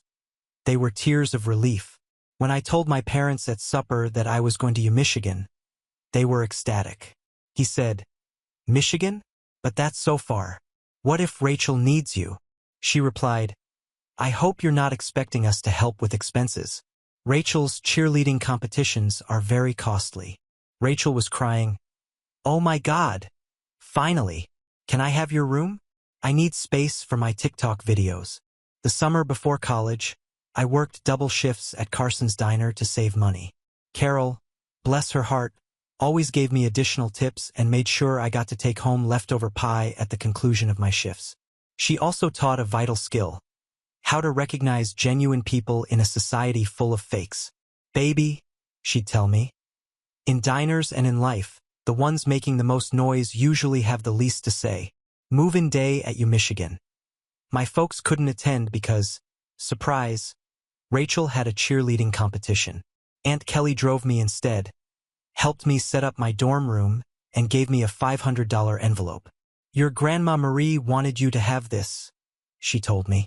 "She's so proud of you." Later, I learned that Grandma had been saving that money from her Social Security checks for months. That first night in my dorm room, I promised myself I was going to create such a wonderful life that being overlooked would be inconceivable. Not for vengeance and nothing to prove to my family, but for the 8-year-old girl who used to get sent to Grandma's house for sneezing. College and the beginning of something new. College went by in a flurry of all-nighters, instant ramen, and heavenly independence. I graduated summa cum laude from the University of Michigan. Not that my folks noticed. They were too busy helping Rachel transfer to her third college in 2 years. But this is where the plot takes an unexpected turn.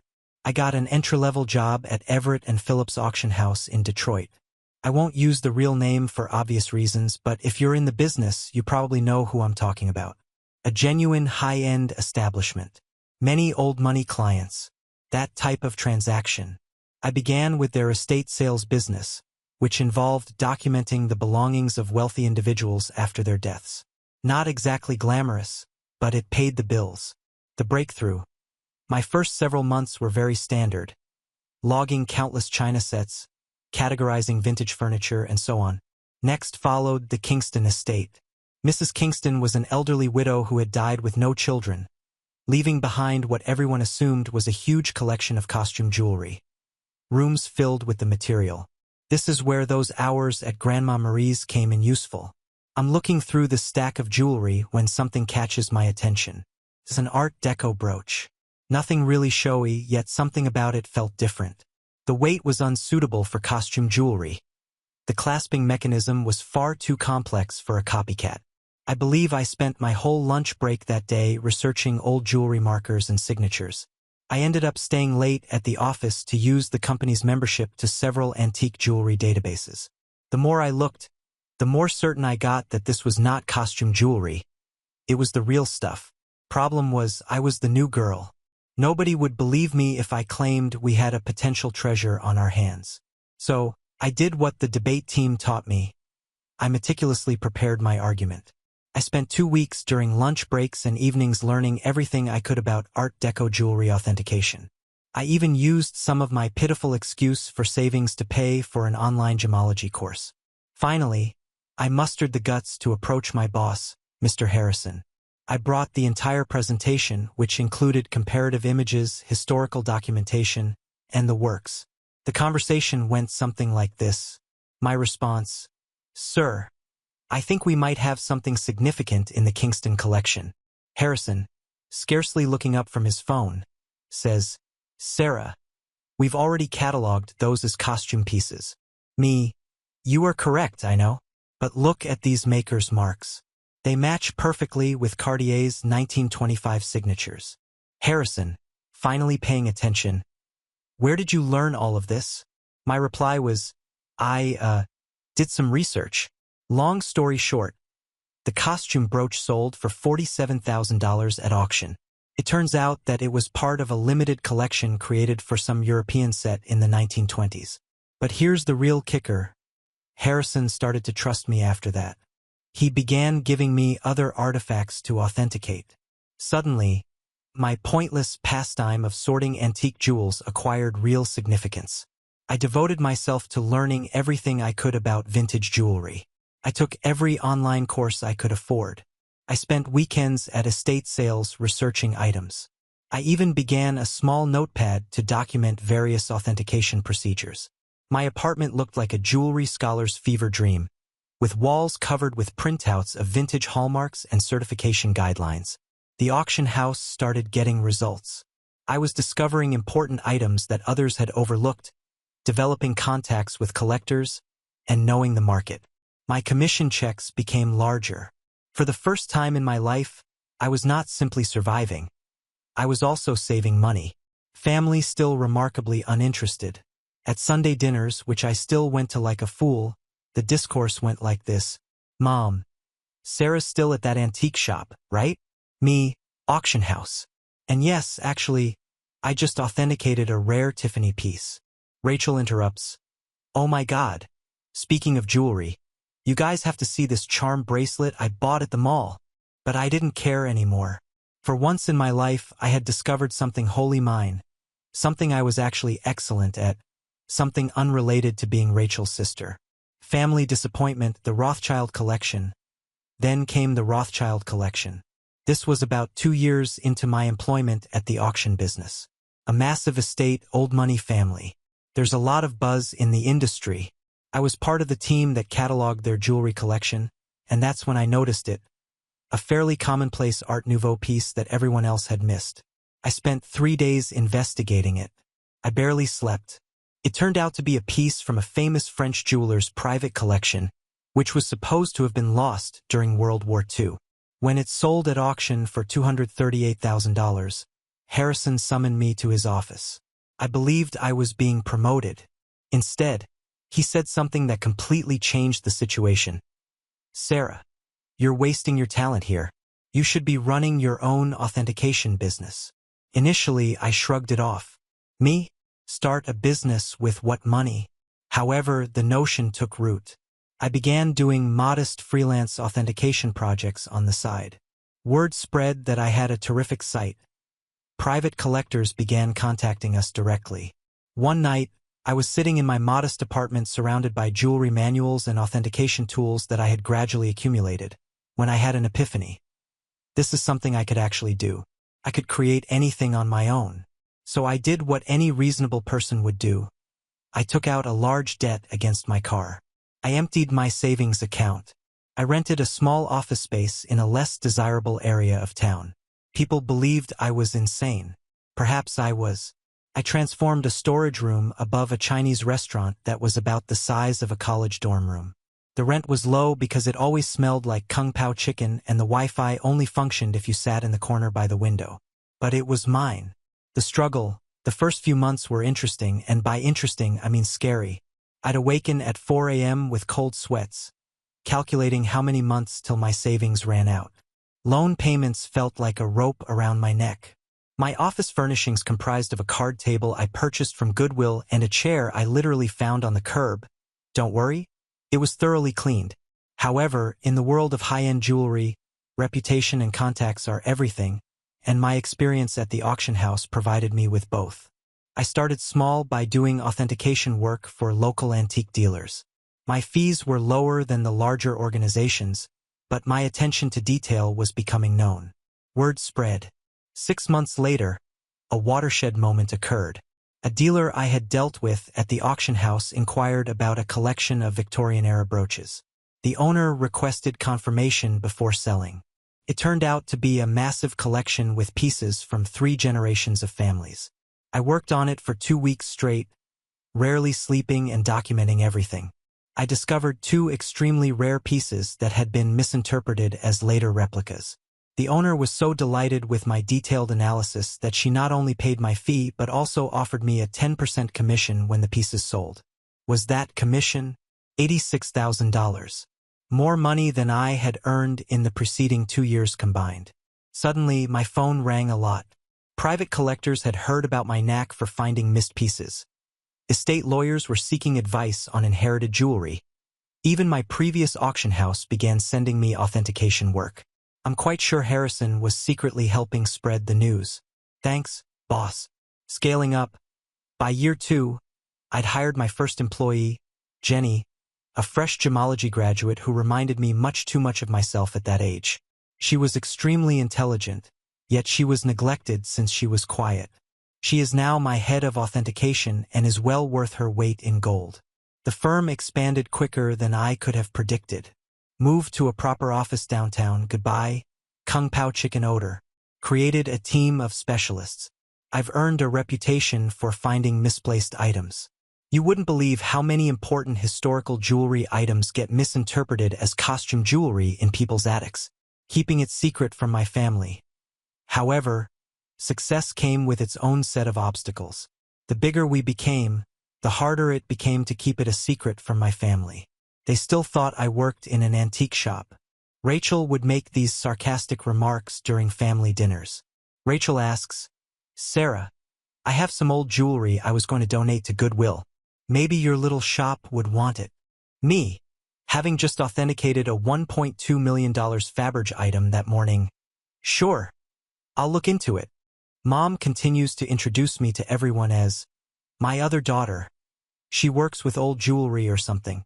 Meanwhile, I was quoted in Forbes, luckily under my company name, and we had recently built our third office. What's strange about it? Keeping the secret became almost enjoyable, like this private joke with myself. I'd sit at Sunday dinner in my Target discount outfit, really Chanel, listening to Rachel speak about her entry-level marketing job, knowing I just closed a deal for more than her annual income. I even started playing tiny games with myself, such as wearing authentic Harry Winston pieces to family gatherings and seeing whether anyone noticed. They never did. Rachel once spent 20 minutes showing off her expensive $200 Michael Kors watch. I was wearing a vintage Patek Philippe that cost more than her automobile. Managing growth, however, the real challenge was managing growth. By year 5, we'd established offices in Detroit, Chicago, and New York. I spent more time on airplanes than in my own bed. We built a reputation for discretion. It turns out that many wealthy people want their jewels verified without the rest of the world knowing. The money was enormous. For example, we needed to hire a large team of financial advisors. Nonetheless, I maintained a relatively modest lifestyle. I purchased a nice but not flashy house in a desirable neighborhood. I drove a high-end but not obvious car. The only place I truly splurged? My home office. Advanced authentication equipment, the most effective security system money can buy, and a custom-built vault to make Fort Knox envy. What's with the irony? They believed I was being frugal by aiding them.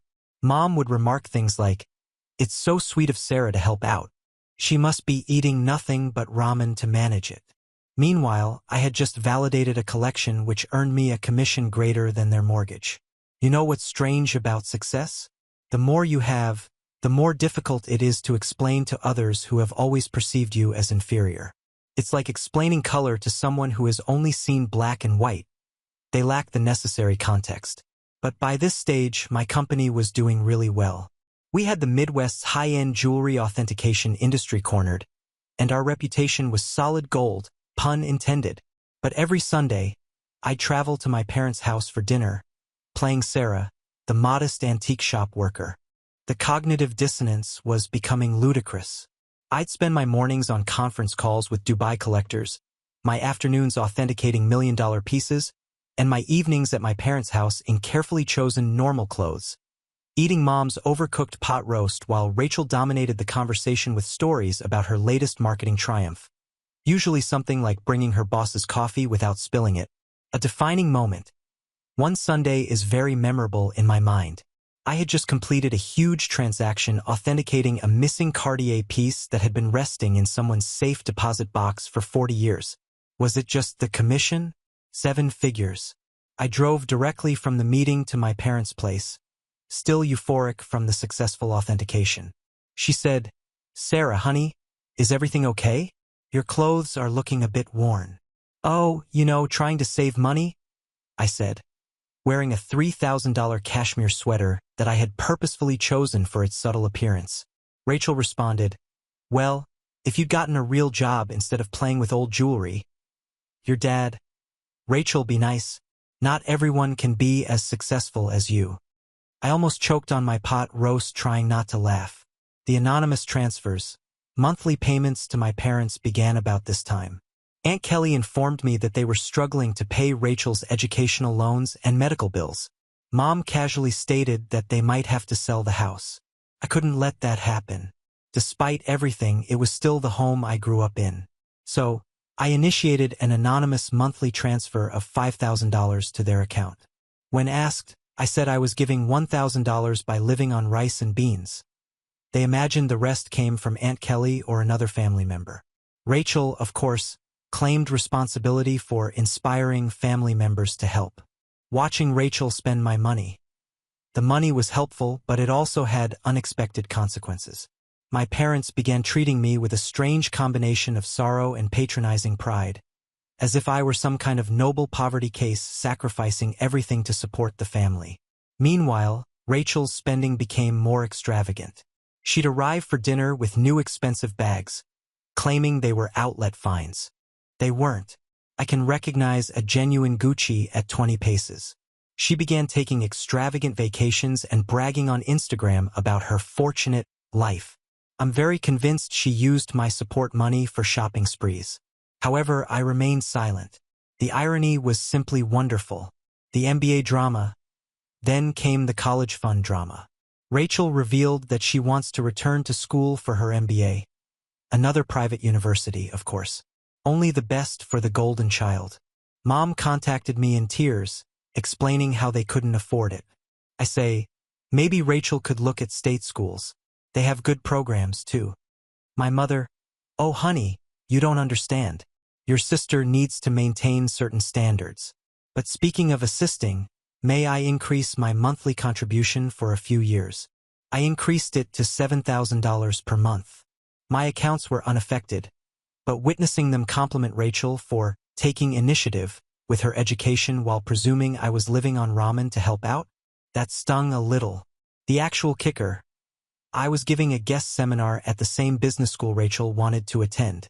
My family didn't know that the dean personally invited me to give a lecture on luxury goods authenticity and business growth. I had to come up with an excuse as to why I couldn't attend Sunday dinner that week. My own achievements started to feel like a distinct life, as if I were some kind of corporate superhero with a hidden identity. By day, I was running a multi-million-dollar authentication business. By night, well, on Sunday evenings, I was just Sarah, the disappointed daughter who worked at an antique shop. The breaking point, Thanksgiving. The weight of the untruth was becoming heavier. Rachel made rude remarks about my career on multiple occasions. Each time, Mom apologized to her friends for my modest lifestyle. Every time, Dad suggested I get a real job. I believe I always knew it would end dramatically. I just didn't expect it to implode so spectacularly on Thanksgiving. It began 2 weeks before the holiday. Mom called, weeping about her back discomfort. She had been diagnosed with a herniated disc, and the notion of cooking Thanksgiving dinner for 20 guests overwhelmed her. Now, I'd like to tell you that I offered to help purely out of goodwill, but really, I became tired of pretending her dried turkey was appetizing. My response, why don't I handle the food this year? I can have it catered. She replied, oh honey, we can't afford a caterer. My response, don't worry about the cost. I've been saving up. Mom, concerned, you're not taking out a loan, are you? I coordinated everything with a high-end catering firm that I use for business gathers. They do incredible work. The kind of food that makes you wonder why you ever bothered to prepare it yourself. It cost more than my folks thought I earned in 2 months, but whatever. Thanksgiving morning dawned, and I was feeling quite good. I had my laptop with me because I needed to monitor a major online auction in Hong Kong. This magnificent Art Nouveau necklace was for sale, and I had a customer who was interested in authentication if they won the bid. The lunch arrived on schedule and everything was properly prepared. Rachel, of course, had to respond. Rachel inquired, store-bought stuffing? Really, Sarah? Mom's is so much better. This is from the girl who once set off the smoke alarm while making toast. Mom was apologizing to everyone for not cooking herself, but you could tell they were enjoying the meal. Rachel shut up after tasting the maple-glazed Brussels sprouts, which, by the way, cost more per plate than her weekly grocery budget. I stepped away from supper and dessert to check my laptop. The auction was getting intriguing, and I needed to be prepared in case my client won.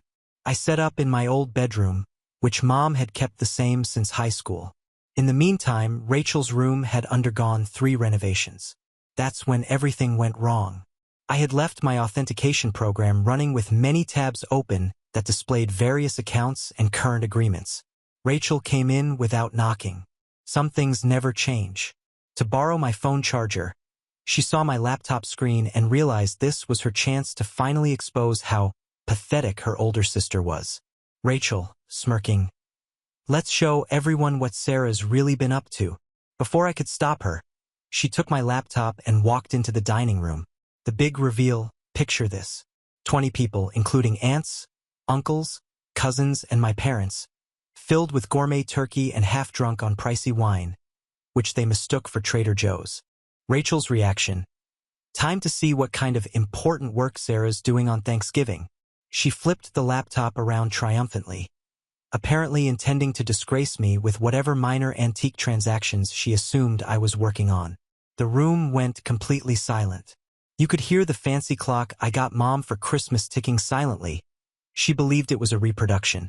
My screen displayed, current account balance, $12.4 million.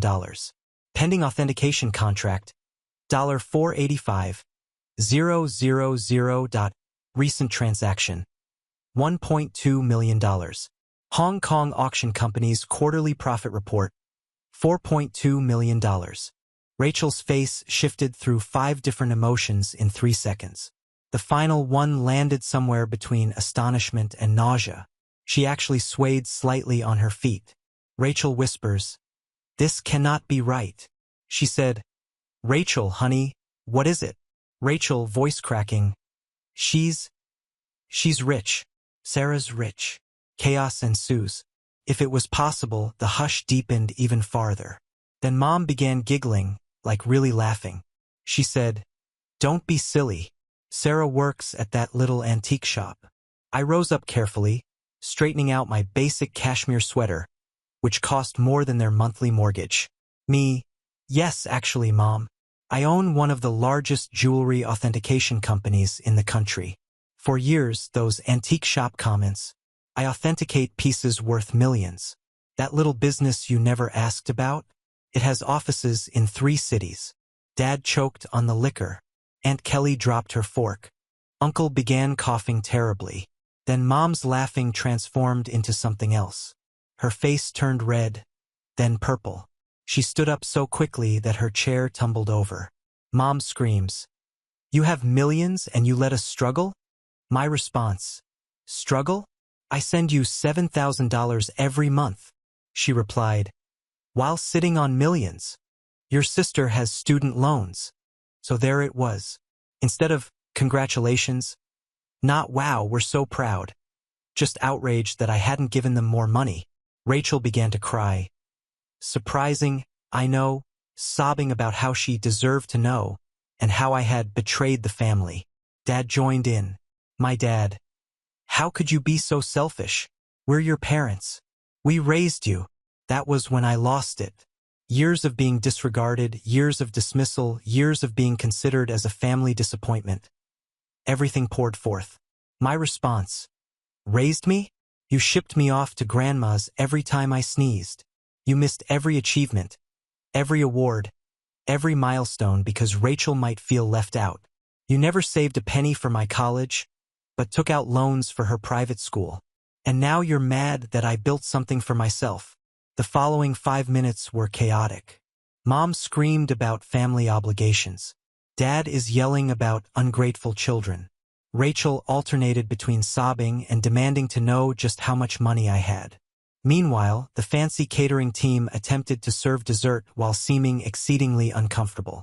I grabbed my laptop, took my Hermes bag, which Mom had previously commended as a nice replica, and walked out. Behind me, I could hear Mom discussing how to spend my money. Something about Rachel's MBA and a new car. As I went home in my sensible automobile, a limited edition BMW, my phone started filling up with texts. The family group chat burst. Rachel began posting on Facebook about hidden family wealth and selfish siblings. The aftermath. The days after Thanksgiving were like watching a cyclone hit in slow motion, except that the hurricane represented my family and the debris symbolized my sanity. Let's start with SMS messaging. Within 1 hour of leaving supper, my phone had 47 missed calls and more than 200 messages. Mom followed this intriguing progression. 7:42 p.m. How dare you walk out on family? 8:15 p.m. We need to talk about this like adults. 9:03 p.m. Your sister deserves a share of your success. 10:30 p.m.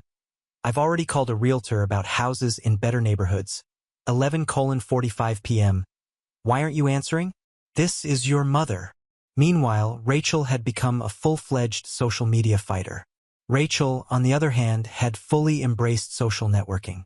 She wrote an enormous rant on Facebook about how her millionaire sister had been hoarding wealth while watching her beloved family struggle. The comments section was insane. Distant cousins and former high school classmates whom I hadn't spoken to in years suddenly formed strong ideas about my moral character. But this is the bit that really grabbed me. Rachel actually posted, "All those years of me trying to help Sarah's career, giving her advice about moving up from that little antique shop, and she was secretly wealthy. The betrayal hurt so much. I nearly threw my phone across the room. What was the only career advice she ever gave me? I suggest I try selling jewelry on Etsy." If you're unfamiliar with the term, flying monkeys occur when toxic family members send others to guilt trip you. Aunt Susan, whom I saw maybe once every 3 years, called to inform me that family is everything. Uncle Bob, who I'm pretty sure still believes I'm 12, emailed me a lengthy lecture on the importance of sharing wealth. Even my third cousin's wife's sister, how did she acquire my number, felt compelled to express her thoughts on family obligation. But the real fun began when they arrived at my workplace. I arrived in on Monday morning to find Mom, Dad, and Rachel sitting in our reception area. They informed Jenny, my receptionist, that they had an appointment for authenticating services. Rachel clutched her Michael Kors bag as if it was genuinely worth something. The conversation went about as well as one would expect. "Your mother, we've discussed it as a family." I said, "A family discussion without the family member you're discussing?" Mom, ignoring me, "And we think it's only fair that you set up trust funds for everyone." Rachel responds, "I need at least $2 million to start my new life properly." Dad said, "And your mother and I would like to retire. We're thinking a beach house in Florida." This is me. "Did you miss the part where I've been sending you $7,000 monthly?" Rachel responds, "That's nothing compared to what you have. You owe us." Me, "I owe you for what, exactly? The years of being ignored, the missed graduations, the constant comparisons." Mama, "Don't be dramatic, Sarah. We gave you everything." My response, "No, I gave myself everything. And you know what? I'm done." Right there in my own office lobby, I took out my phone and canceled the monthly transfers to their account. Mom gasped as if I'd slapped her. Rachel began her phony crying performance but quickly stopped when she saw it wasn't working. Then things became ugly. They refused to leave.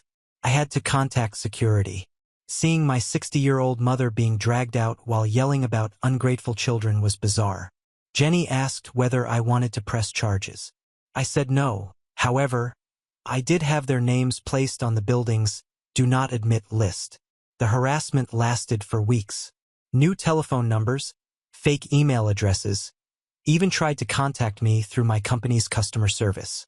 I finally had to issue a formal legal notice threatening harassment charges. Mom then played her final card. She called Grandma Marie. But here's the thing about Grandma Marie. She is wiser than all of them together. How did she respond? Good for Sarah. About time someone in this family succeeded on their own terms. Mom did not speak with her for 2 months after that. It has been 6 months since Thanksgiving. I relocated to a new home with better security. I changed all of my numbers. What about the company? We are doing better than ever. It turns out that my family problems attracted several high-profile clients who respected my caution in the circumstance. Rachel continues to write passive-aggressive updates about toxic wealth and family betrayal. According to what I've heard, she is beginning her own jewelry authentication firm. Good luck on that. Mom and Dad finally stopped trying to contact me when my lawyer wrote them an official letter outlining how the harassment charges would affect their lives. They're now informing everyone that they never wanted my money anyway, and that they're praying for my salvation. What's the best part? For the first time in my life, I feel liberated. No more Sunday dinners full of sly insults. No more downplaying my accomplishments to spare their feelings. No longer financing the Rachel show. My therapist believes I am finally establishing healthy limits. I say I am finally living authentically. So that is my story, Reddit. Thanks for allowing me to share it. Special thanks to the catering firm who sent me a Christmas letter stating that the Thanksgiving meal was the highlight of their year. Edit responses to common questions. Yes, I am still in treatment. No, I do not regret cutting them off. Yes, Grandma Marie is doing well. She's coming to visit next month to help me catalog a new collection. One last thing to Rachel. I know you're probably reading this. What about the Cartier bracelet you're wearing in your most recent Instagram post? Definitely a fake. Just saying. Now on to the next story. Story 4. My name is Eric. I'm 37 and up until a few months ago, I thought I had a decent grasp on what boundaries meant. I'm a project manager for a mid-sized construction company, and in my free time I like to tinker in the garage.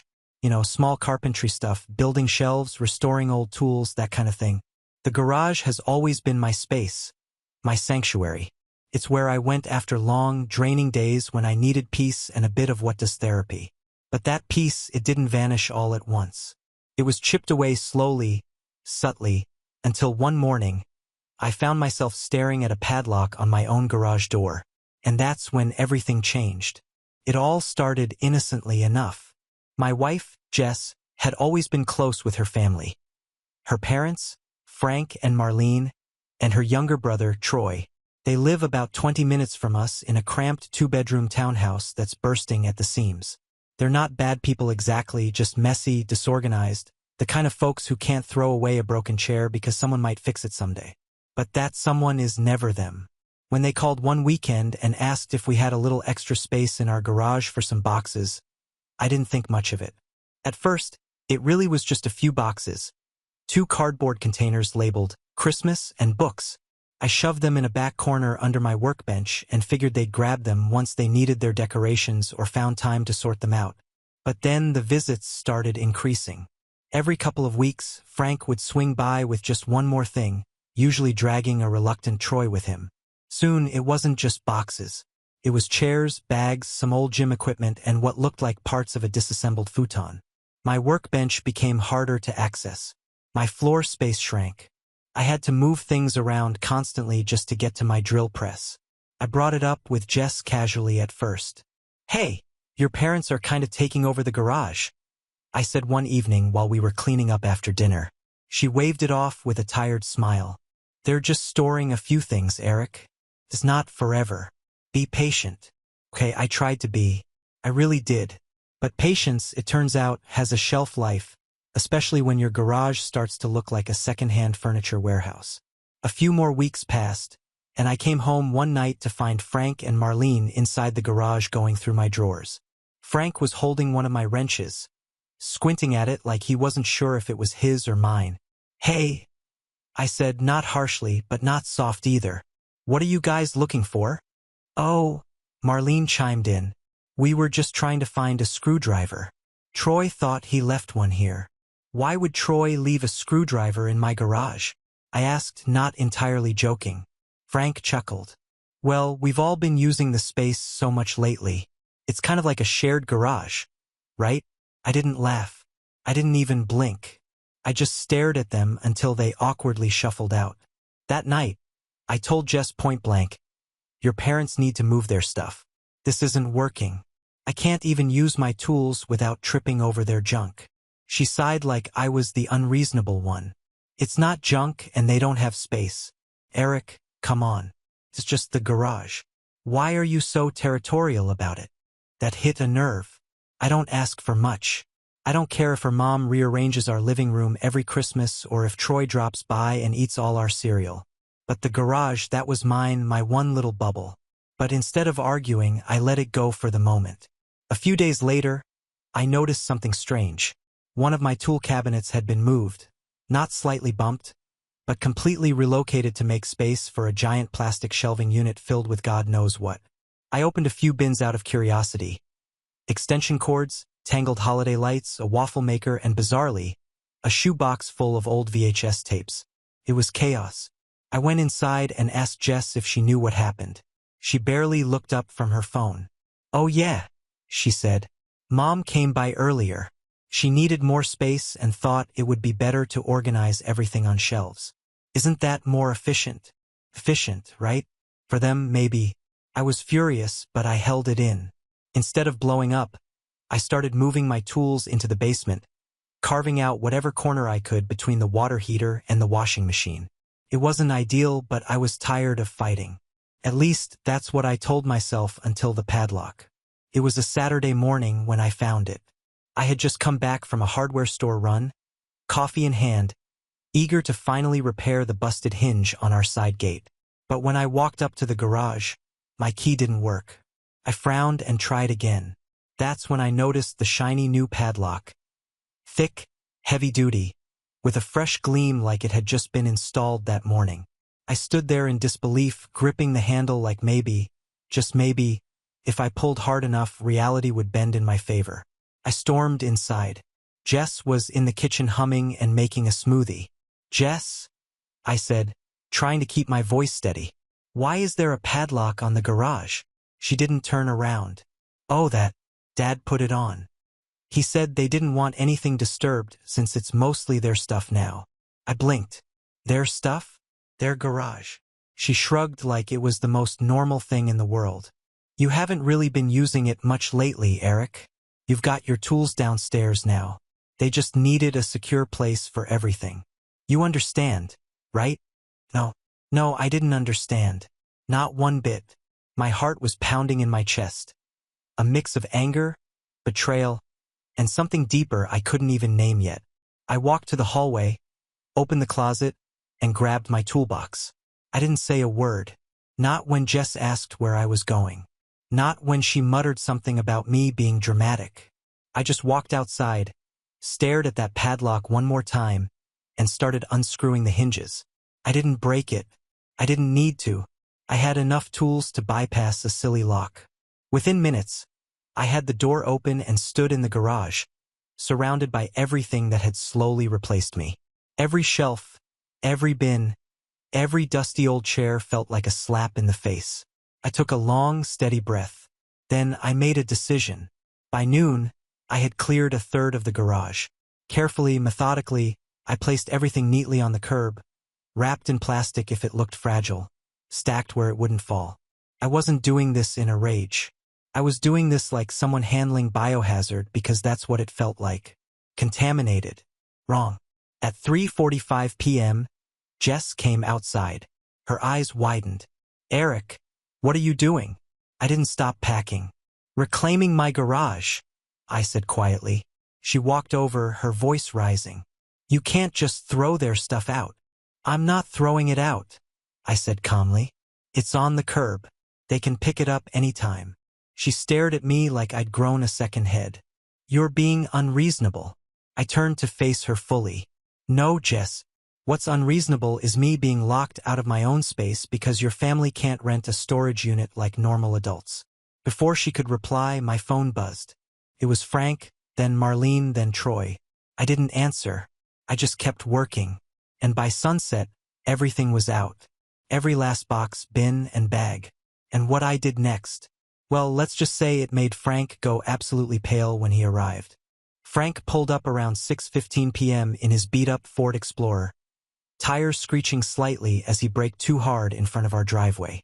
Marlene sat in the passenger seat, already glaring at me like I'd set their house on fire instead of just putting some clutter on the curb. Jess was trailing behind them, her arms crossed, her face tinted with that half-pained, half-disbelieving expression I'd grown far too familiar with over the last year. Frank stepped out like he was storming a battlefield. "What is all this?" he barked, waving toward the rows of plastic bins and garbage bags now lined along the curb like soldiers awaiting inspection. "Why is our stuff out here?" I didn't even pause from what I was doing, taping a final label to a box of tangled Christmas lights. "Because it doesn't belong in my garage." He stared at me like I'd just spoken in another language. "Our garage," he corrected. I turned and faced him finally. "No, Frank. My garage. I pay for this house. The mortgage, the property taxes, the maintenance. You've been squatting in my workspace for 6 months. You crossed a line." Marlene scoffed from behind him, arms flailing slightly as she stepped forward. "Squatting? Oh please, Eric.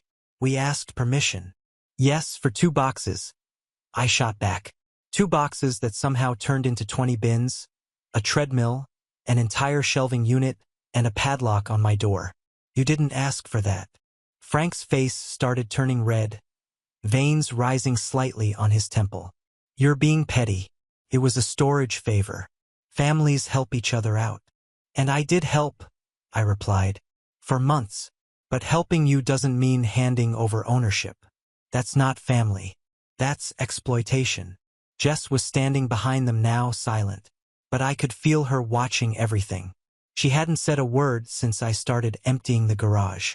Her expression wasn't furious, not exactly, but stunned. Maybe even ashamed. She hadn't expected me to go through with it. Troy finally pulled up around 6:30 in his tiny Hyundai, slamming the door shut and walking over with that signature smug smirk. "Wow," he muttered, shaking his head. "You're really losing it, huh?" I glanced at him, then pointed toward the sidewalk. "The stuff's sorted by owner. Your bins are on the far end. You serious right now?" He laughed, still smirking like this was some petty prank. "You're kicking us out over a garage? You've got the whole house, man. Why do you care so much?" "Because I gave an inch and your family took the whole damn mile. You guys crossed every boundary I set. You made yourself at home in a place I never invited you into. Then you locked me out of my own space. That's not how this works." Frank took a step closer, posture rigid. "We trusted you. We thought you were family, but you're acting like a stranger." I stepped up, face to face. "No, Frank. You expected me to be passive, to just roll over and accept it. And when I didn't, you acted like I was the villain." Marlene looked like she was about to explode. "We could have just talked about this." "You mean like when you rearranged my garage without asking?" I snapped. "Or when you told my wife it was your space now? Or when you put a damn padlock on the door like I was some trespasser in my own home?" That silenced her for a second. Frank finally broke the pause. "You're going to regret this, Eric." I smiled, but it wasn't warm. It was the smile of someone who'd finally reached the end of a very long rope. "No, I already regret letting it go on this long." And then I turned away. That should have been the end of it, but it wasn't. The next morning, I woke up early and walked out to the curb to find a few of the bins still sitting there. Most of the bigger items were gone, loaded up into Frank's car after the shouting match the night before. But 3 bins were left behind and one was open, clearly rummaged through. I sighed. Of course, they hadn't picked everything up. At breakfast, Jess was quiet. She didn't touch her food, didn't look up from her plate. I waited for her to say something, anything, but the silence stretched for minutes. Finally, I broke it. "So, are we going to talk about what happened yesterday?" She swallowed but still didn't meet my eyes. "You embarrassed them." I felt something harden in my chest. I reclaimed my space. "They embarrassed themselves." Her voice was soft. "You didn't tell me you were going to do that. You didn't tell me they were putting a lock on my garage," I said flatly. She looked up finally, and the hurt in her eyes almost made me waver. "I didn't know they would. I thought they'd stop eventually." I stood up and poured myself another coffee, needing something to do with my hands. "They weren't going to stop, Jess. You know that now, don't you?" She didn't answer, but she didn't argue either. Later that day, I moved all of my tools back into the garage.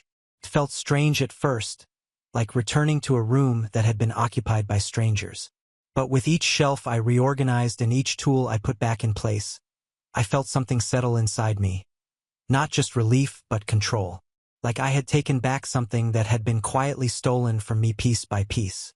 But then that evening, something unexpected happened. I got a knock at the door. Not the front door, the side door, the one that leads into the garage. When I opened it, Frank was standing there again. But this time he wasn't shouting. He looked rattled, pale. His hands were shaking slightly as he held out a single piece of paper toward me. I took it and scanned it. It was a receipt for a storage unit, a very large one. "Just wanted to let you know," he muttered, eyes fixed on the floor. "We won't need your garage anymore." Then quietly he added, "You made your point," and walked away. But that wasn't the part that shook me. Because behind him, across the street, I saw Marlene. She was standing next to a truck, her face red, her hands on her hips, and she was watching Jess, who stood on our porch. And Jess was watching me, because this wasn't over. Not even close. That night was quiet, but not in a peaceful way. The kind of quiet where the air feels too still, like the calm before a thunderstorm. Jess didn't say anything else after Frank left. She just stood there, arms folded across her chest, eyes distant. I didn't press her. I knew better by now. She was processing or maybe calculating. Either way, the silence between us spoke louder than any argument could have. I spent the rest of the evening in the garage, slowly reclaiming it inch by inch. I swept the floor twice, not because it needed it, but because the rhythm of it helped calm my thoughts. I set my toolboxes back on the shelves, reinstalled my pegboard, and even rehung the vintage Miller light sign I'd picked up years ago, the one Jess hated and had conveniently forgotten to rehang after the garage got taken over. As I worked, I realized just how much I'd let go of. Not just the space, but my own voice. When I finally came inside, Jess was curled up on the couch watching something on TV with the volume low. I sat on the opposite end for several long minutes. We both pretended to be immersed in the show, but neither of us was really watching it. Eventually, she said, "You could have told me what you were going to do. I didn't think you would have backed me up," I answered honestly. And I needed to know that I could still stand up for myself, even if it meant doing it alone. She flinched a little but didn't deny it. After a pause, she asked, "Are you going to hold this against me forever?" I shook my head. "No, but I'm also not going to pretend it didn't happen." That was the end of it for the night. Anyway, the next morning, I found out what "you made your point" really meant. I went out to the curb to bring in the trash bin and noticed a folded note taped to the mailbox. No envelope, just my name in sloppy all-caps handwriting. I knew it was Frank's the second I saw it. He writes like he's still using a chalkboard. The note read, "Hope you're happy. You've humiliated your own family over a garage. Your wife's upset. Your in-laws are hurt. And you've made enemies out of people who only ever tried to support you. Think about that." It wasn't signed, but I didn't need a signature. I crumpled it without reading it twice. But as I turned back toward the house, I noticed something else. The side fence gate was slightly ajar. I always lock it. I walked over and spotted faint footprints in the dirt. Someone had been in our backyard. That evening, I installed a camera facing the back gate. Not because I was paranoid, but because I knew the way Frank operated. He wasn't the kind of guy who let things go quietly. He simmered. He brooded. He plotted. The man once held a grudge for 5 years over a poker game because someone accused him of looking at their cards. A couple of days passed without incident, though the atmosphere in the house was still cold. Jess was civil but distant. She cooked meals. We exchanged small talk, but it all felt mechanical, like we were both walking on a tightrope and afraid to tip either way. Then came Saturday. I was in the garage working on refinishing a cabinet I'd found on Craigslist when the door to the house swung open and Jess walked in holding her phone. "They posted about you," she said flatly. "Who?" "My mom on Facebook." I wiped my hands on a rag and raised an eyebrow. "What kind of post?" She handed me her phone. It was Marlene's profile. She'd shared a post with a smiling stock photo of a broken family, complete with sad eyes and dramatic lighting. The caption read, "When you do everything for someone, let them marry your daughter, let them into your life, and they repay you by throwing your belongings in the street and locking you out. Some people are only family by name, not by heart. Hashtag disrespect, hashtag ungrateful, hashtag family matters." The comments were worse. One of her friends wrote, "He sounds toxic. Your daughter deserves better." Another chimed in, "Sounds like you need to move in with her and get her out of that situation." And then one particularly nosy neighbor, Linda, who I already hated, had added, "I saw that stuff on the curb. I thought someone was evicted. Can't believe it was your son-in-law. Shameful." I handed the phone back. "So that's how they're spinning it." Jess didn't say anything. She just sat down on the edge of my workbench and rubbed her temples. "They're never going to stop, are they?" "Not unless you make them," I said gently. "I don't want to be in the middle of this, Eric." I nodded. "I know, but pretending you're not in the middle doesn't make it go away. Right now, they're attacking your husband online because they didn't get their way." Her shoulders slumped. "What do you want me to do?" Tell them it's not okay. Tell them to take the post down. Tell them you're on my side." She hesitated. Then quietly, "I don't want to pick sides." And that's when I realized she already had. She just didn't want to say it out loud. Later that evening, after she went to bed, I sat in the garage and stared at nothing for a long time. The air smelled like sawdust and varnish, familiar and grounding. I kept thinking about that note Frank left me, about how I'd humiliated them. It's funny how entitled people always feel victimized when you finally draw a line. The next day, the doorbell rang. When I opened it, there was no one there, just a manila envelope on the welcome mat. Inside was something that made my stomach twist, because now they weren't just being petty. They were trying to escalate, and they just made a massive mistake. I picked up the envelope and felt the weight in my chest before I even opened it. It was thick, heavy, like it was trying to warn me. This changes everything. I brought it into the garage, sat at my workbench, and opened it with the same care I'd used to handle a splintered board about to snap. Inside were photocopies of receipts, photos printed from a phone, and a handwritten letter from Frank. The receipts were for tools. My tools.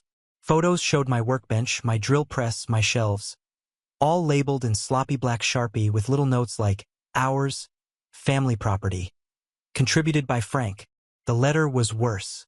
It read, "Eric, since you've decided to make things legal and draw lines, here's what you need to know. Many of the tools and items in that garage were paid for or co-purchased during visits over the past year. We have proof of contribution and are prepared to claim our share. If you do not return our items or compensate us for what's missing, we will be pursuing small claims court." This could have stayed civil. Frank. I stared at the page. The ink blurred slightly from how tight my jaw clenched. Frank was trying to claim ownership over my property. He was rewriting history to paint himself as the generous benefactor who'd outfitted my garage, as if he'd ever paid a single cent. It was a desperate bluff. He didn't have a leg to stand on, and he knew it. But that didn't mean he wouldn't try to drag me through the mud. I called Jess into the garage. She took one look at the papers and her face turned white. "You're kidding," she whispered. "I wish I was," I said, handing her the letter. "I don't even know what half of this is supposed to prove." She looked at me, then back at the photos. "That's your sander. I remember you ordering it on your birthday 2 years ago." "Exactly. And my dad gave me that leveler as a gift when I got my first job in construction. These aren't Frank's. He's trying to fabricate a narrative because I embarrassed him." She looked up at me slowly. "What are you going to do?" "I'm going to respond, but not the way he wants." That night, I called a lawyer friend of mine named Lewis. We'd worked together on a few site compliance issues before, and I trusted him. I sent over the photos, the receipts, the letter. He reviewed everything and called me back within 2 hours. "Yeah, this isn't going anywhere," he said. "But you need to make a paper trail. Respond once clearly and then no more contact. Make it airtight in case he actually tries to take this to court." So I drafted an email. Calm, professional, not emotional. "Frank, I received your letter and reviewed the documents enclosed. To be clear, all tools and items currently in my garage were either purchased by me or gifted to me, and I have supporting receipts or witness statements to that effect. Your claims are unfounded. If you proceed with legal action, I will counter for harassment, attempted fraud, and defamation. Any further contact should go through my legal counsel. Eric." I copied Lewis on the email, then I hit send. The response came the next day from Marlene. "You think you're so smart, hiding behind lawyers. We trusted you. We let you marry into our family. We treated you like a son, and this is how you repay us. You've turned Jess against us. You've poisoned her. You're ruining everything." And then the final line, "If Jess leaves you over this, it will be your own fault." I showed the message to Jess. She read it slowly, mouth tightening with each sentence. Then she handed the phone back and said, "Delete it." "You okay?" I asked. She nodded. "No one talks to my husband like that. Not even my mother." It was the first time in weeks I saw fire in her eyes again. That night, Jess called her parents. She didn't scream. She didn't cry. She spoke with the same cold, deliberate tone I'd used when I placed their things on the curb. I saw the message, Mom. I saw the Facebook post, too. You need to take it down and you need to back off permanently. I could only hear Jess's side of the call, but I could feel the storm on the other end. No, she said. You don't get to twist this into Eric being the villain. You locked him out of his own garage. You acted like it was yours. You used me to do it. You made him feel like a stranger in his own house. And now you're playing the victim. Her hand trembled slightly as she held the phone, but she never broke. This isn't just about the garage anymore. This is about you, about how you manipulate people and expect us all to bend to your reality. Well, I'm done. You're not welcome in our home anymore. Not unless you apologize. Another pause. And then, no, this time you don't get to decide when the conversation's over. She hung up. That night, for the first time in weeks, Jess came out to the garage and sat beside me while I worked. You were right, she said quietly. About all of it. I didn't say anything at first. I just handed her a small box of screws I was sorting, and we worked together in silence for a bit. They've always been like that, she added after a while. But I never saw how deep it went until now. They make you feel like you owe them for letting you exist in their world. Yeah, I said. That's exactly it. I don't want to live in their world anymore. The fallout came fast after that. The Facebook post vanished within 24 hours. I imagine it wasn't by choice. Jess had commented directly on it, tagging her mother and calling her out for lying. It got messy. Dozens of comments from mutual friends, some defending, others asking what really happened, but it was too late for damage control. Jess blocked her parents. Then we changed the locks, not just for the garage, for every door. I added cameras to the front and side entrances, and we even got a doorbell cam. I wasn't taking chances. A week later, a letter arrived in the mail, handwritten again, but this time from Troy.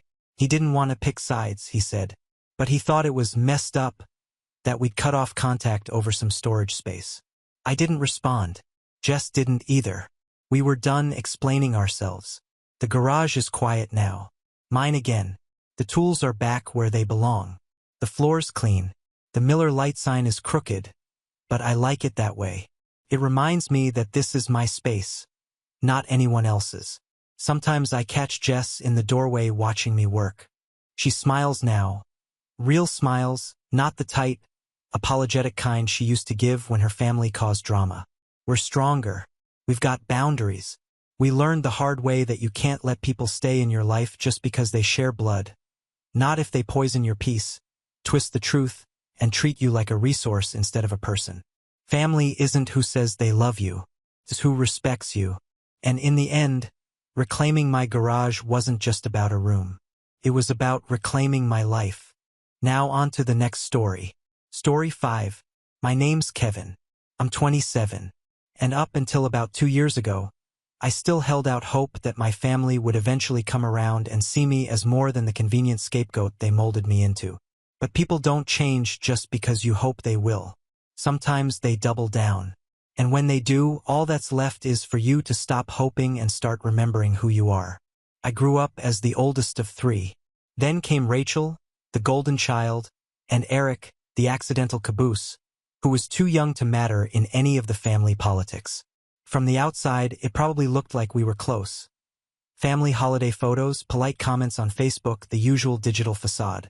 But behind the scenes, I was the one expected to clean up everyone's messes. When Rachel crashed her car in college, I was the one who drained my savings to help her keep it quiet so she wouldn't lose her internship. When Mom forgot to pay the electric bill 3 months in a row and tried to blame it on Eric playing video games, I quietly covered it. No thank you. Just a head tilt and a vague, well, that's what you're supposed to do for family, right? I kept doing it for years. Every favor, every dollar, every piece of emotional labor, I gave it without a fight. I thought that maybe, just maybe, if I kept showing up, they'd finally see me as someone they could be proud of. That illusion shattered last November on what should have been a normal afternoon. Rachel had just gotten engaged to her longtime boyfriend, Brandon. We weren't close, but he always struck me as one of those harmlessly bland types. He wore boat shoes to Thanksgiving and said things like, "Killer spread, Mrs. C." Still, I was genuinely happy for her. I thought this might be the moment we all turned a corner. I texted her congratulations, offered to help however I could, and even volunteered to handle their honeymoon costs as a wedding gift. She responded with a half-hearted THX, and I didn't think much of it. Then 2 weeks ago, I got a call from Mom while I was wrapping up work. I still don't know if she meant to let the venom in her voice slip through or if she genuinely didn't care that I heard it. "Don't even think about showing up to the wedding," she snapped before I could say hello. "Rachel's finally going to have the perfect day she deserves, and we're not going to let you ruin it." I was quiet for a second, trying to figure out what she was talking about. I wasn't planning on making a speech or doing anything flashy.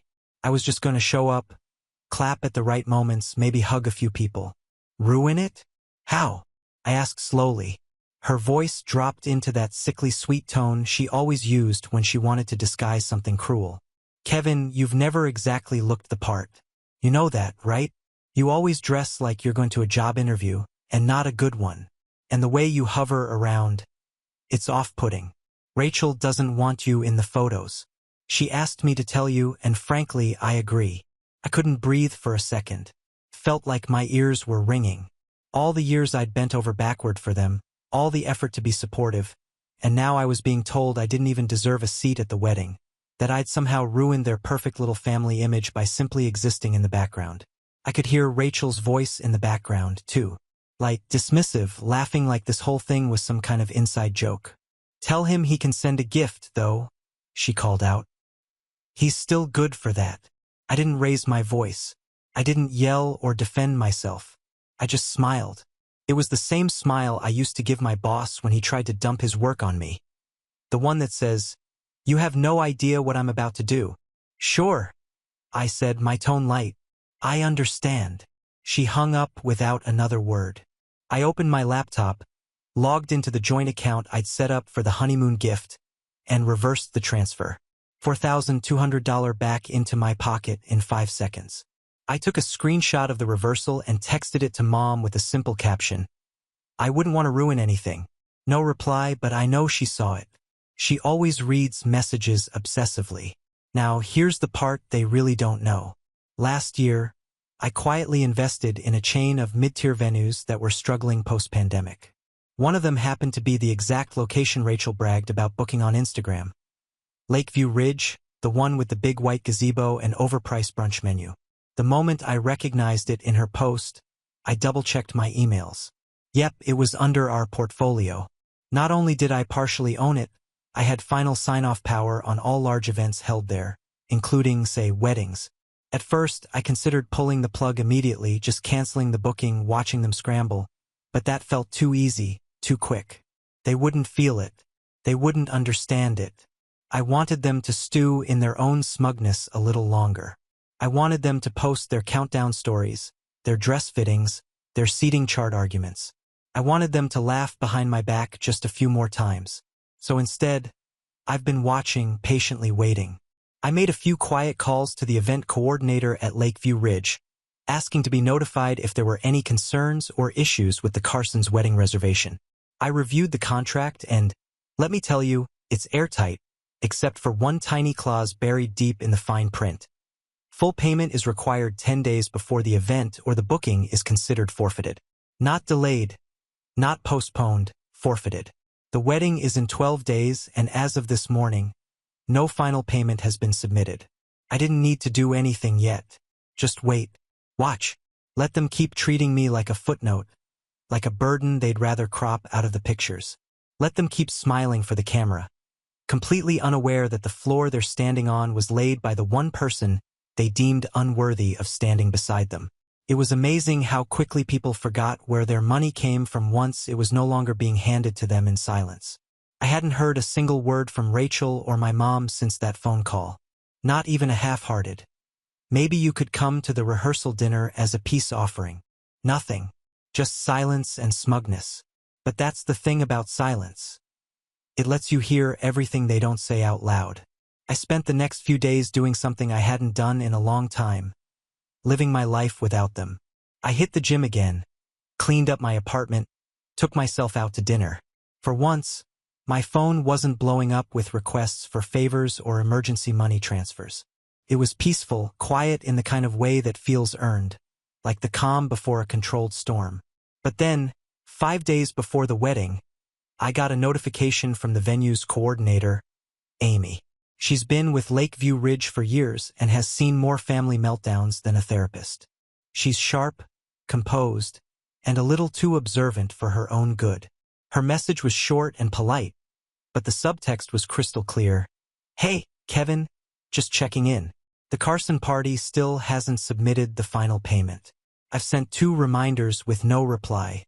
Let me know how you want to handle it since it's close to the deadline. I called her back that afternoon and we talked through it. I kept my tone casual, professional. If it's not paid by the deadline, we'll consider the booking void per policy. Just follow the contract. Amy hesitated. You sure? I mean, they're really banking on this thing. They've got like 15 vendors scheduled, a whole live string quartet, and there's talk of releasing doves during the vows. I smiled faintly. Doves? Ah, classy. She laughed quietly. Okay, I'll follow protocol. Deadlines in 2 days. Now, I could have warned them. I could have texted Rachel a simple, hey, just so you know, your payment's late. But I didn't because they made it clear I wasn't family. Not important enough to stand in a photo. Not important enough to warrant a chair. Just a walking wallet with a pulse. And that's when I decided I wasn't going to interfere. I was going to let the natural consequences of their carelessness do all the work for me. On the morning of the deadline, I took the day off work and treated myself to a good breakfast. Eggs, coffee, extra crispy bacon. I checked my email around noon. Still nothing. No payment. No message. No Hail Mary. Oh my God, we forgot. Just radio silence. That night, Amy marked the booking as canceled in our system. At 7:18 p.m., I got a call from a number I didn't recognize. I let it go to voicemail. 30 seconds later, another call. Same number. I finally picked up. Hi, is this Kevin? This is Teresa. I'm Rachel's wedding planner. I nearly laughed. Of course it was. Yes, I said, keeping my voice neutral. So, we're just trying to sort out a minor issue with the venue. I understand there was some kind of system error and the final payment didn't go through. Probably a glitch with our account. But we were hoping to confirm everything is still on track for Saturday. I leaned back in my chair, glanced at the ceiling. No system error. The payment deadline passed last night. The booking's been released. Silence. I could hear her breathing and, in the background, the muffled sound of someone arguing. Then her voice returned, thin and nervous. But surely you can make an exception, right? I mean, this is a once-in-a-lifetime event. The bride's already got her gown. Guests are flying in. Teresa, I interrupted gently. I understand. But the contract is the contract. If they wanted it locked in, they should have paid on time. We've been more than generous with reminders. She stammered a bit before trailing off with a shaky, I'll talk to Rachel. The next call came less than an hour later. This time it was Mom. Kevin? She barked. No greeting. What is going on with the venue? Rachel is in tears. They said the booking was canceled because of you. I raised an eyebrow. Me? I didn't cancel anything. The deadline passed. I just happened to know the coordinator. You knew and you didn't say anything? You let this happen. I let what happen? You mean I didn't step in and cover for your mistake again? There was a beat of silence. Then her voice turned cold. Do you really hate your sister that much? No, I said slowly. Clearly, I just finally decided to stop letting you all treat me like I'm disposable. You said I'd ruin the photos. So, I took myself out of the picture. You always have to make it about you, she spat. No, I said again, quieter this time. You did. You made it about me the second you decided I wasn't worth a chair at your perfect wedding. I'm just following your lead. She hung up without another word. That night, I got a text from Rachel. No greeting, no emoji, just this. You seriously couldn't have warned us? And then a second later, wow, you're a bitter little man. I didn't reply. I didn't need to because the next part was entirely in my hands now. The venue was gone. Their dream wedding had no foundation. Vendors were pulling out. Doves were staying caged. And they still had no idea just how deep this rabbit hole went. Because while they were scrambling to find a last-minute location, I was sitting on a little secret. They thought the worst had already happened. They didn't realize that I wasn't done yet. Not even close. The following morning, I woke up to a dozen new texts and 3 missed calls. 2 from Rachel, 1 from Brandon. The texts ranged from thinly veiled guilt trips. "This is still family, Kevin. No matter what happened," to flat-out insults. "I can't believe you're so petty you'd sabotage your own sister's wedding." I read them all over coffee, scrolled through without reacting. They didn't know the half of it. See, Rachel and Brandon had spent the last year parading this wedding around like it was some royal event. Magazine-style engagement photos, a custom website with a countdown, a color palette with 4 shades of soft champagne. The venue wasn't just a pretty location. It was the entire brand. Lakeview Ridge was the backdrop in every one of their online posts, their Pinterest board. Even the RSVP envelopes had a watercolor painting of a gazebo. It was a curated fantasy, and they'd built it on borrowed money and other people's generosity, including mine. They hadn't told anyone I was paying for the honeymoon. They took the money, smiled for Instagram, and acted like it was just something Brandon pulled out of thin air. The worst part? I was proud of them. I actually wanted them to have a beautiful start. But apparently the ugly brother didn't fit the theme. And now, with 4 days to go, the clock was ticking. They were scrambling to find a new venue. And I knew how that process looked from the inside. Nothing decent was available at that short notice, especially not one that could accommodate the number of guests they were expecting. Even if they found a backup, everything from their floral arrangements to their ceremony setup would have to be redone. And the real kicker? They bragged for months about the custom package they negotiated at Lakeview Ridge. What they didn't know was that the coordinator, Amy, gave them that rate because I told her to. I wanted to gift it without the awkwardness. Now that the booking was void, that rate was gone. If they did manage to rebook, it would cost them double if we let them back in at all. I got another call that afternoon, this time from Brandon. "Hey, Kevin. Listen, I know there's been some tension, but I wanted to clear the air." "Manto man." I said nothing, letting him twist in the silence. He cleared his throat. "Look, Rachel's been really upset. This wedding, it means a lot to her, to both of us. I'm sure we can figure something out, right? Like, you have connections at the venue. You could pull a few strings, get us back in." "Brandon," I said calmly, "did you know I was the one paying for your honeymoon?" He was quiet for a second. "What? The honeymoon? The resort package you two posted about? The one with the villa and the private chef? That was me. $4,200. I sent it 2 months ago." No, I didn't know that." "Of course you didn't," I said. "Because your fiancée didn't want you to. She told me I'd ruin the photos, that she didn't want me there. So I took back the honeymoon. And now you're asking me to step in and rescue the wedding." Another pause. I imagined him sitting there staring at the wall like a kid realizing he hadn't done the homework. "I'm not trying to take sides," he said, his voice quieter. "But I don't think you understand how stressed Rachel is. This is her day." I almost laughed.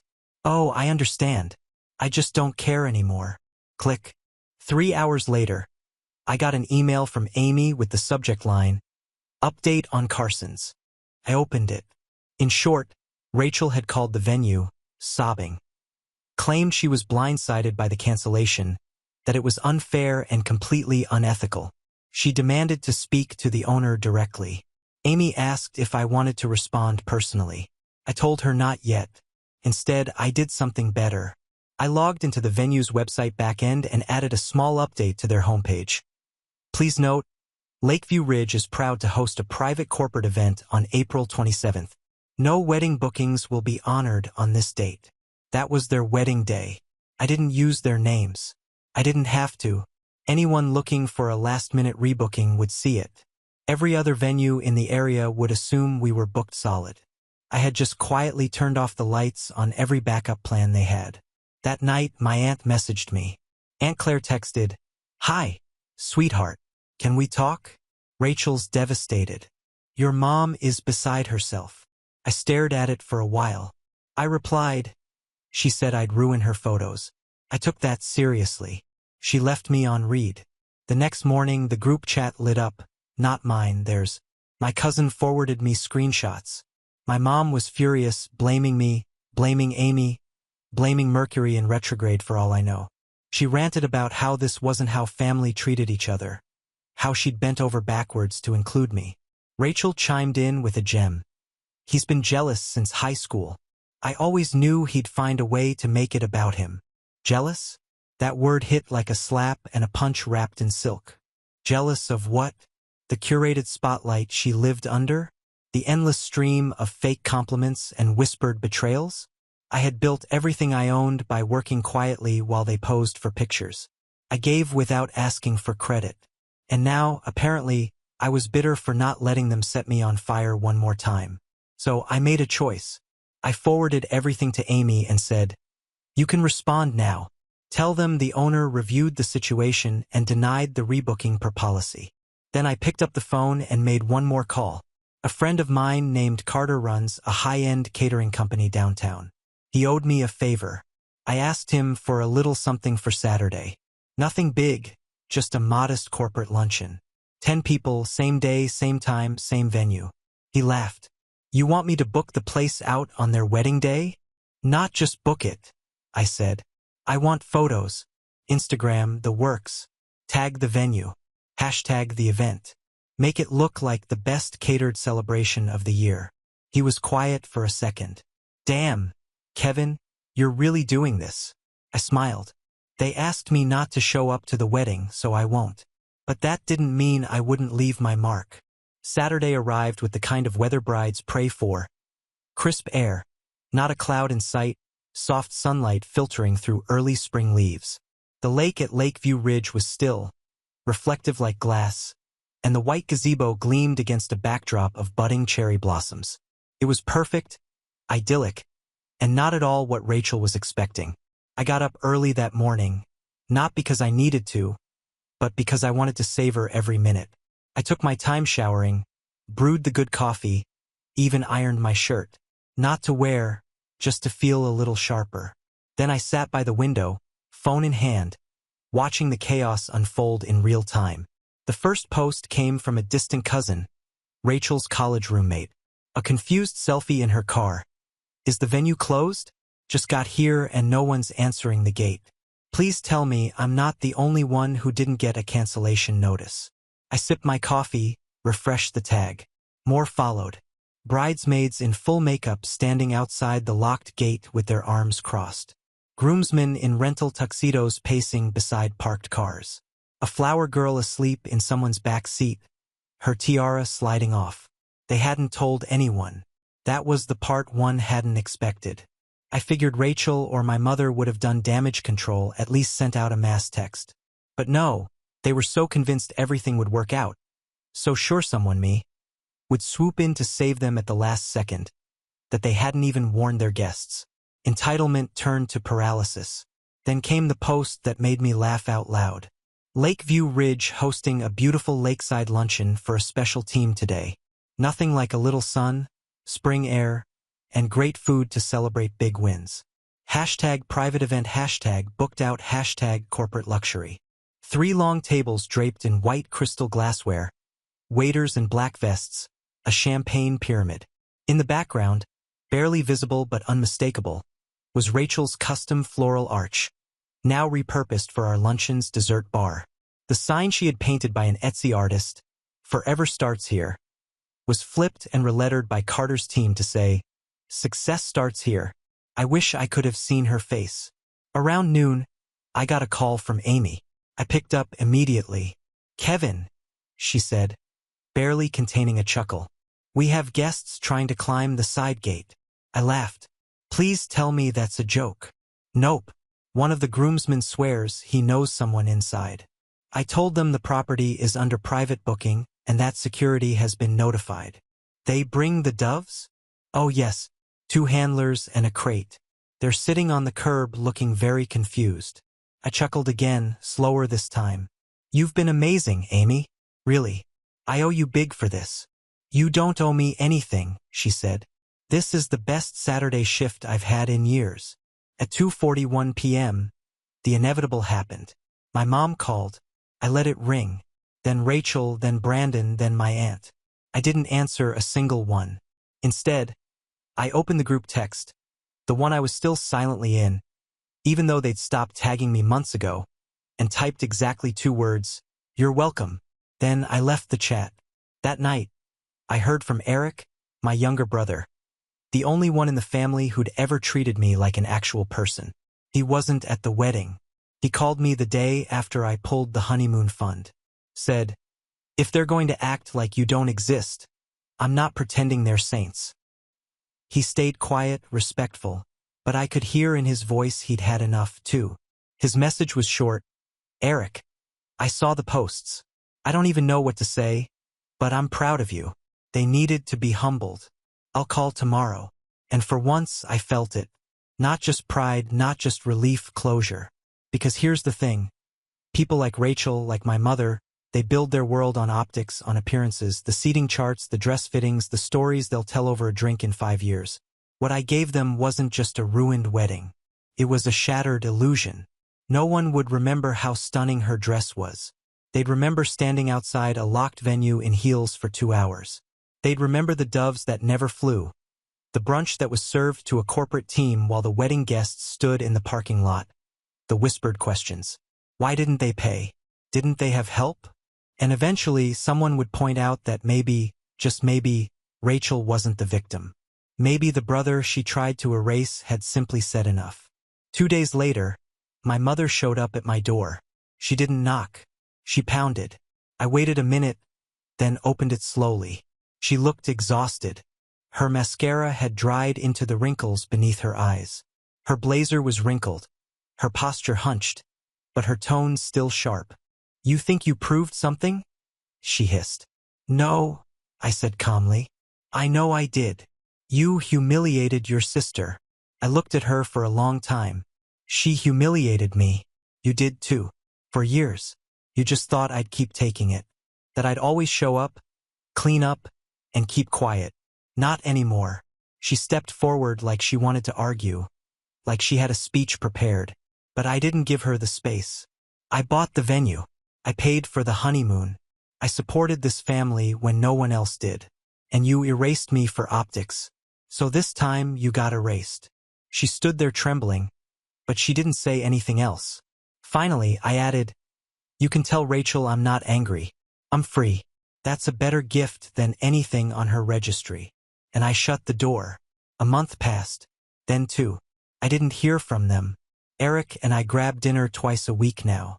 We talked about work, about life. Sometimes we even laughed about the great wedding disaster of the year.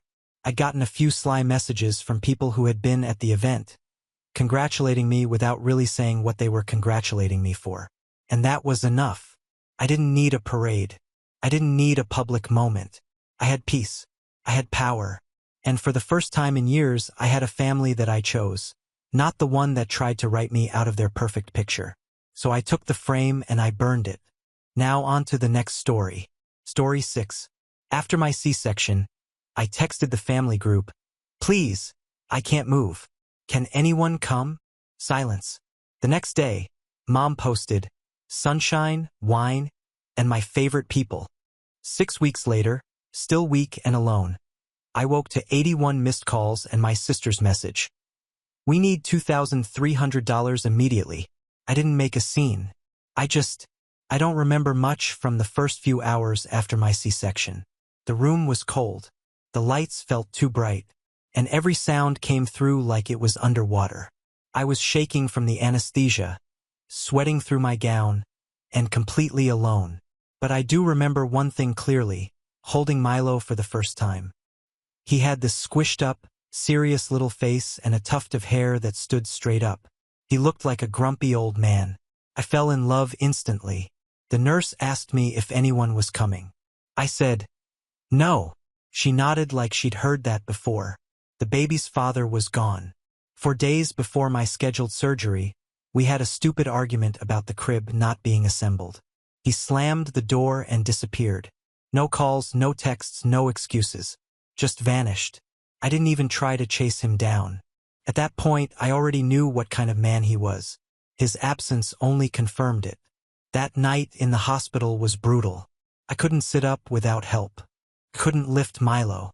The pain meds made me nauseous, and the epidural made my legs feel like they belonged to someone else. I lay there watching my baby cry in his bassinet, unable to reach him. My hands were shaking so badly I could barely type, but I grabbed my phone and texted the family group chat. Please, I can't move. Can anyone come? I waited. I saw my mom read the message almost instantly. Then my dad, then my sister. I stared at the screen, waiting for the typing bubbles to appear. Nothing. 5 minutes, 10, half an hour. Still nothing.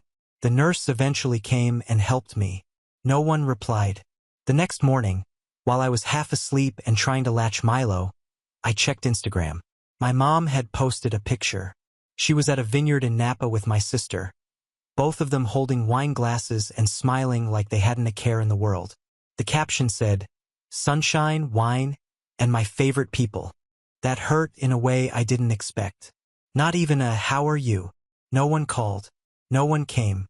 No flowers, no congratulations, no offer to help. They just moved on with their lives like mine hadn't changed forever. I didn't bring it up. I didn't start a fight. I didn't even unfollow anyone. I just stayed quiet and kept going. The only person who reached out was my cousin, Lindsay. She texted me privately the same night I sent the message. She asked if I was alone.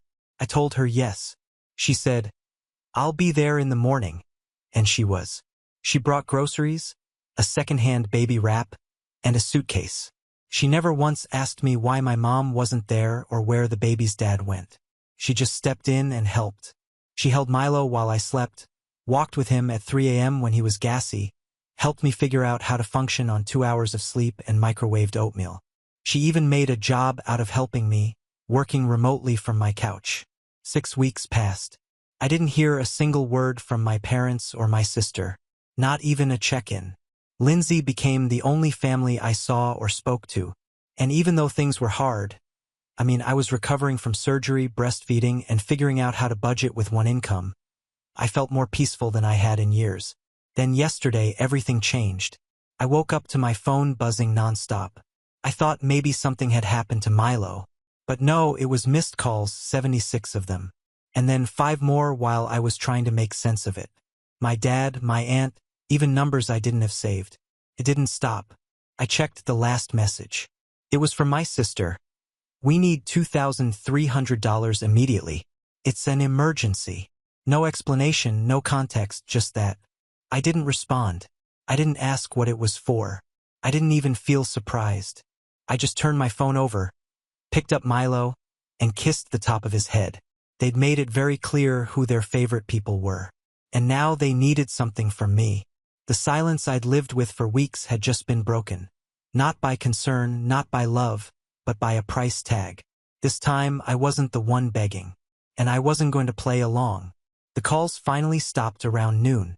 81 missed calls, 6 unread messages, and a voicemail from my mom that just said, "Karen, we need to talk right now."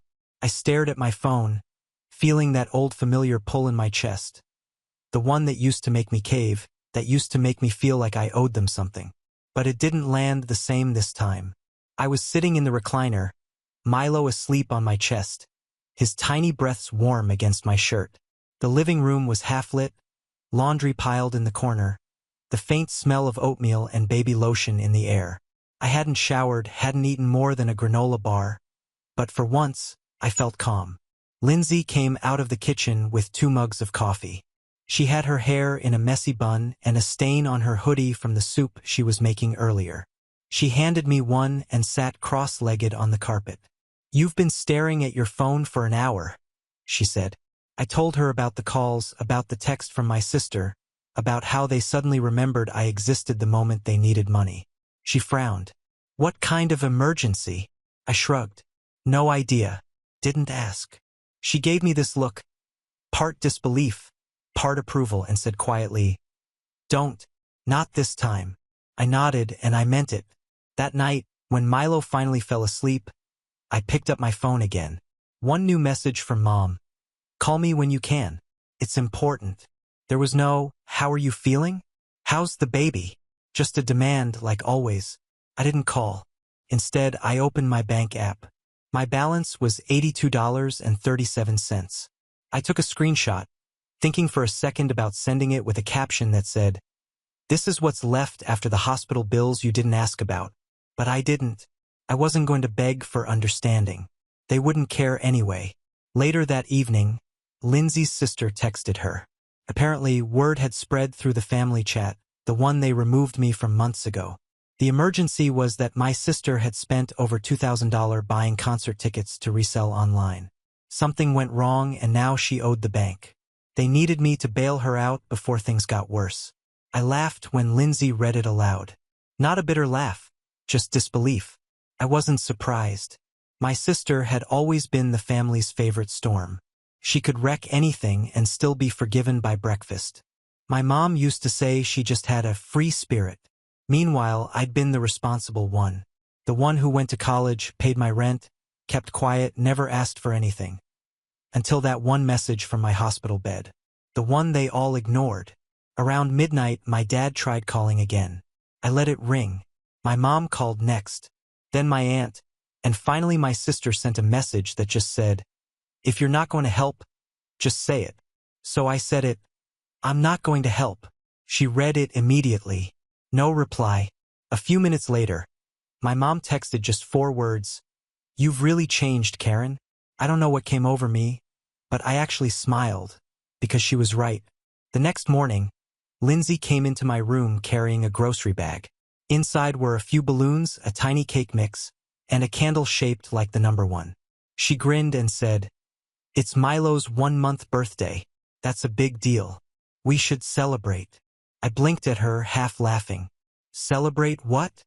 The fact that I made it through 30 days on no sleep. Exactly, she said. That's something. So we did. We blew up the balloons. One of them popped and scared Milo, who immediately started wailing. We made the cake, though it sank in the middle because the oven temperature was off. Lindsay stuck the crooked candle in it anyway, and we took a picture.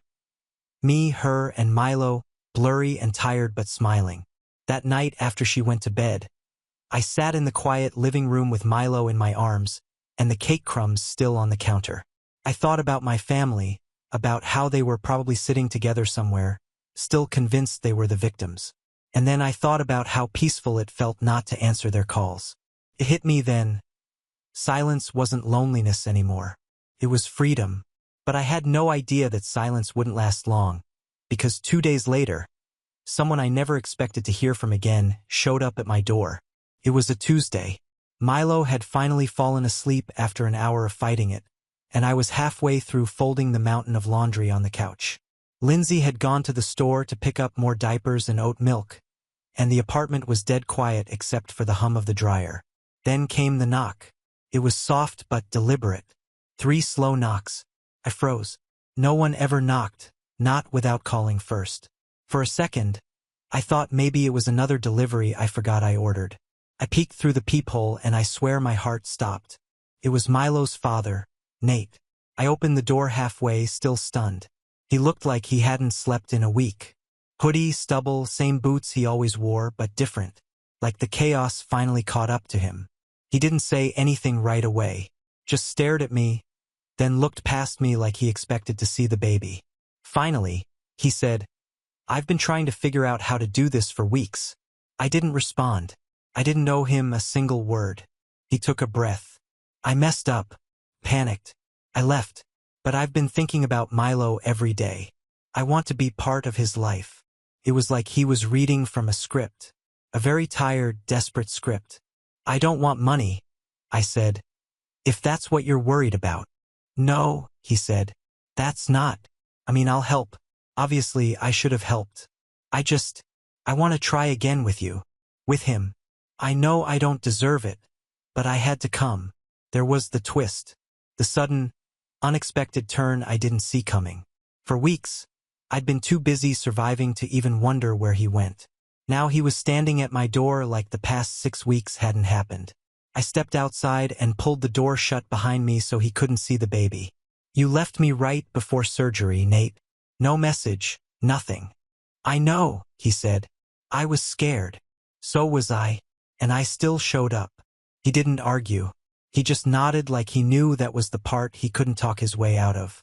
Then quietly he said, Lindsay told me you're doing everything alone. I blinked. She didn't tell me she spoke to you.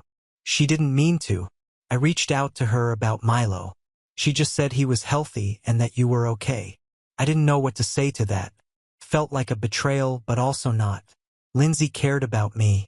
Maybe she thought he deserved to know the baby was alive. Maybe she thought I deserved options. I don't hate you, I said. But I'm not sure I want you back in his life. Not after disappearing like that. He looked down at the floor. Let me prove I've changed. I stood there for a long second, then said, I'll think about it. He nodded, then turned and walked away without another word. When I came back inside, Milo was still asleep. His little hand had fallen over his eyes like he couldn't be bothered with the world. I sat next to him on the couch, still holding the doorknob in my head. When Lindsay got home, she looked at me, then at the baby, then said, He came, didn't he? I nodded. She sat down across from me. What did you tell him? I said, I'd think about it. Lindsay didn't speak for a while. Then she looked me dead in the eye and said, If there's even a part of you that wants to forgive him, that's okay. I didn't know how to respond because part of me did want to forgive him. But a bigger part of me remembered the cold hospital room, the silence, the fear, the long nights when I wondered if I'd made the biggest mistake of my life trusting anyone at all. I'll decide soon, I said. But I already knew the answer, and soon so would everyone else. 2 days after Nate came to my door, I was still sitting with it. I hadn't responded to his follow-up text. Can we talk again? Properly this time. And Lindsay wasn't pushing either way. She knew me well enough by now to wait it out. I wanted to believe people could change. I really did. But part of me felt like if I opened that door again, it wouldn't be for Milo. It would be for the version of Nate I used to hope he'd become. That version never showed up, only the one who ran. So, I agreed to meet him, not because I was convinced, but because a part of me needed to look him in the eye and make sure I wasn't imagining things, that what he said at the door came from somewhere real. We picked a cafe 10 minutes from the apartment. Lindsay stayed behind with Milo. It was the first time I'd left him for more than 15 minutes. I sat in the car for almost 5, trying to get my breathing under control. Nate was already there, sitting at a corner table with a paper cup in front of him. He stood when he saw me, which felt weird, and smiled like we were old friends catching up. We talked, or rather, he talked. He told me he was sorry, that he freaked out, that he'd started seeing someone for his anxiety, that he was working again. He told me he couldn't stop thinking about Milo, about the hospital, about how I must have felt. And then he reached into his bag and pulled out a white envelope. I didn't touch it. What's that? I asked. He slid it across the table. $2,000. I want to help Karen. I know I left. I know I blew it. But this? Maybe it helps a little. It took me half a second to understand. And when I did, my stomach dropped. How did you know I needed help? He paused. And right there, in that beat of hesitation, I knew. I leaned back. Who called you? He looked away. Your mom, of course. She told me no one was helping you, that you were drowning. She didn't want me to say anything, just that maybe I could reach out, be there for you, for Milo. I stared at the envelope. It wasn't about Nate at all. It was about them. My mother, who hadn't responded to my text from the hospital, who hadn't called in 6 weeks, who hadn't even asked to see her grandson. She'd gone behind my back to reach out to the man who abandoned me just to fix their reputation. She didn't want to help. She wanted a shortcut. And Nate, maybe he meant some of what he said, maybe not. But the second he took that call, it was over. I'm raising Milo alone, I said, standing up. I don't want your money, and I definitely don't want your pity. He tried to stop me, reaching across the table. Karen, please. I mean it this time. I know you do, I said. That's the problem. I left the cafe, got in the car, and cried for the first time in days. Not because of Nate, but because I realized the people who were supposed to love me unconditionally were now working through other people to pretend they cared, like I was some problem to be cleaned up quietly. When I got home, Lindsay was on the couch with Milo sleeping on her chest. She looked at me, didn't say a word. I just shook my head. I picked up my phone and texted Nate, "Don't contact me again. I'm doing this on my own. No child support, no visits, nothing." Then I messaged my mom, "I know what you did. Don't ever use him to fix what you broke." Neither of them responded. I thought that would be the end of it. I was wrong. 3 days later, just as we were getting ready to leave for a walk, there was a knock at the door. I thought it might be Lindsay's delivery. She checked, then turned to me slowly. "It's your Aunt Gina." I hadn't seen her since my high school graduation. I opened the door. She was holding a brown paper bag and a soft blue teddy bear. She looked older than I remembered, but her eyes were exactly the same. She didn't try to hug me or ask if she could come in. She just said, "I'm not here to explain them. I'm here to meet my great-nephew." I stood there for a second, then I stepped aside. She walked in and sat on the edge of the couch like she didn't want to take up space. She asked to see Milo, and when I brought him out, she cried. Not dramatic sobs, just quiet tears. She whispered, "He looks like you did. Same eyes." She stayed for an hour. Didn't ask about Nate. Didn't mention my mom or sister. Before she left, she handed me a note and said, "In case you ever need me." After the door closed, I opened it. Inside was a gift card to Target, a handwritten letter, and a Polaroid photo of my aunt holding me as a baby. For the first time in a long time, I felt something I hadn't in weeks. Not relief, not forgiveness, but maybe, just maybe, the start of a new kind of family. After Aunt Gina left that first time, something in me started to settle.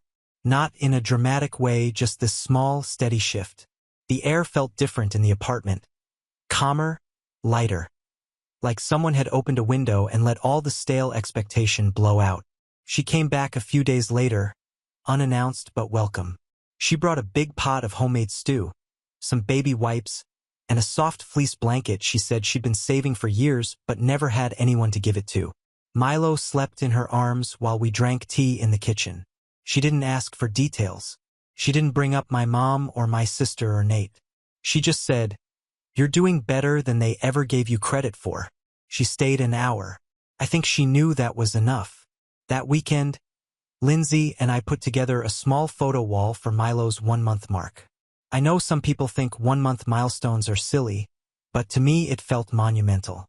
30 days of being his mom. 30 days of recovery, diapers, long nights, and quiet victories. 30 days of realizing who was really in my life and who wasn't. That morning, while I was taking pictures of Milo in his little 1-month-old onesie, my phone buzzed. It was my sister. "We'll be there next week for the birthday. Don't make it weird." That was it. No asking if I even wanted them there. No question about what time or if there would be space. Just a statement, like she was RSVPing to a party that hadn't been planned. I didn't respond. Lindsay saw the message later when we were reviewing photos on my phone. "They're really something," she muttered. I shrugged. "If they show up, they show up." She raised an eyebrow. "You going to let them in?" "I don't know yet, but I kind of did." The next week, I kept waiting for a follow-up, a call, a message, something, but nothing came. Not from my mom, not my dad, not my sister. Just silence again, as if that one line was enough for them, as if it absolved them from doing anything more. The morning of Milo's 1-month birthday, the apartment smelled like frosting and baby lotion.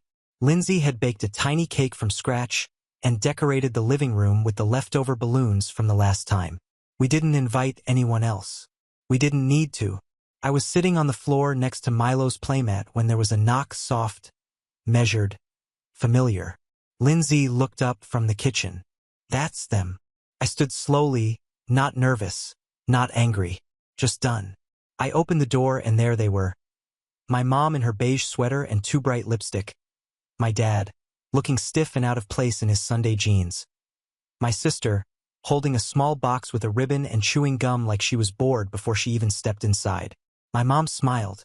We just wanted to say congratulations. 1 month, that's big. No apology, no explanation, no acknowledgement of the weeks of silence or the ignored hospital message. Just congratulations. I let them in. Not for them, for Milo. I figured he might want these photos someday, if only to understand the full picture. They stayed for 23 minutes. I know because I checked.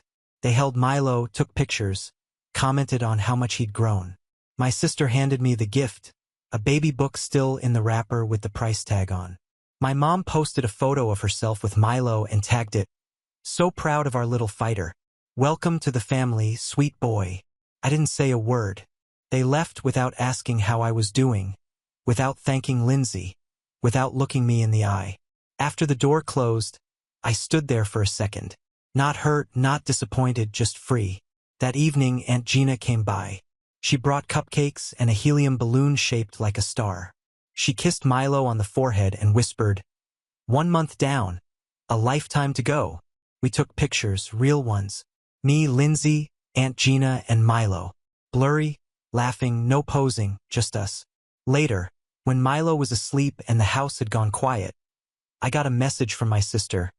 "Glad we could be there. Hope there's no hard feelings." I stared at it for a while. Then, I turned off my phone and placed it face down on the counter. Lindsay sat beside me and handed me a warm cup of tea. "They really think this is how it works, huh?" "They always have," I said. She nodded. "But not anymore." And that night I slept straight through. No anxiety, no replays of hospital texts or Instagram captions, because I knew, finally, they couldn't touch what I was building anymore. The day after Milo's 1-month birthday, the apartment felt still. Not empty, just still, in the kind of way that makes you pause in the hallway and notice the quiet. I sat at the kitchen table with a mug of lukewarm coffee, watching Milo on the baby monitor. And for the first time since the surgery, I let myself take a breath that didn't feel borrowed. My phone buzzed. A text from Aunt Gina. "Let me know when you're up for a walk. There's a park with a duck pond I think Milo might like someday." I smiled. I hadn't smiled at a text in a long time. Over the next few days, more relatives I hadn't heard from in years started slowly trickling in. One of my cousins from North Carolina messaged me out of nowhere. Said Aunt Gina had told her what happened and that she wanted to send something for Milo. A different cousin, one I barely remembered, mailed us a care package with baby books and tiny socks. It wasn't an avalanche, but it was something. These weren't the people who showed up when I was in the hospital. They weren't the ones who ignored my messages or used Nate as a pawn. These were people who'd been orbiting quietly on the edge of the family, watching from a distance, maybe unsure of where they stood. Now they were stepping in, not with drama or demands, but with small, quiet kindness. Meanwhile, my parents and sister went right back to pretending nothing happened. No follow-up from the birthday visit. No texts, just a few photos posted online like it had been a casual drop-in with a friend. It was almost funny. I hadn't responded to my sister's last message. "Hope there's no hard feelings." It sat unread in our thread like a door she was trying to shut before I could say what needed to be said. But there were hard feelings. There were cracks I had no interest in sealing over anymore. Lindsay kept me grounded. She stayed longer than she planned, working part-time from her laptop, always checking in without hovering. Every time I said thank you, she just waved it off. "He's my cousin too," she'd say. "And you're not doing this alone." The night before Milo turned exactly 1 month old, I lit a single candle on a tiny leftover cupcake and held him close while Lindsay took a picture. The lighting was bad.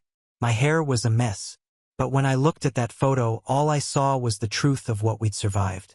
I sat with him for a while after that.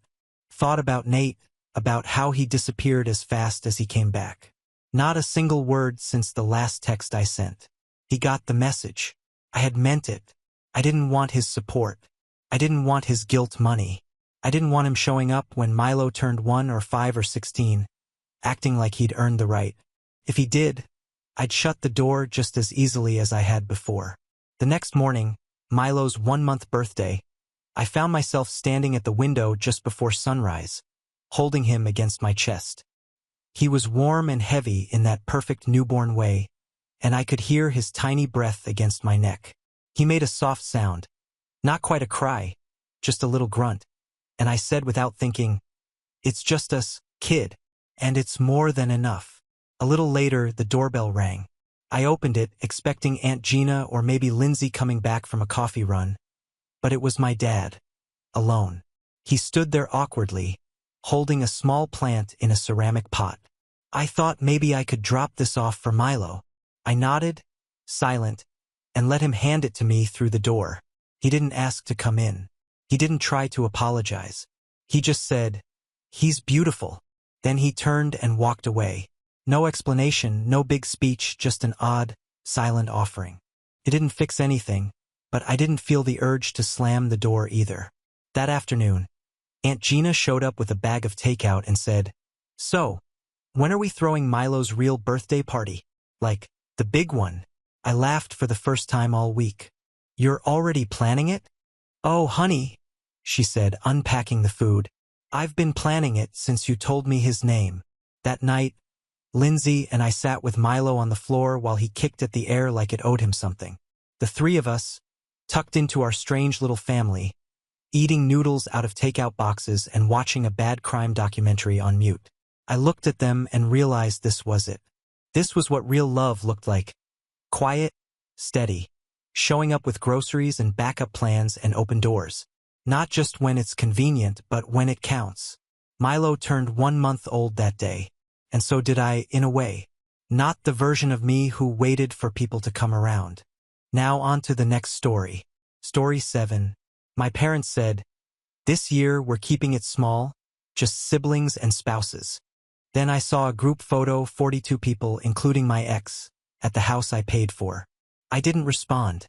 I froze the vacation card, reversed the grocery order, and pulled the Wi-Fi. By morning, they were eating dry pasta in the dark. My sister texted, "Did you seriously shut down the whole house? I used to think family was everything. That no matter how bad things got, you took care of your own." I built my life around that idea. I teach high school English, not exactly a 6-figure gig. But I hustled, tutored on the side, worked summer school, skipped vacations. I lived tight so they didn't have to. When my dad's contracting business went under, I covered the mortgage to keep the house from foreclosure.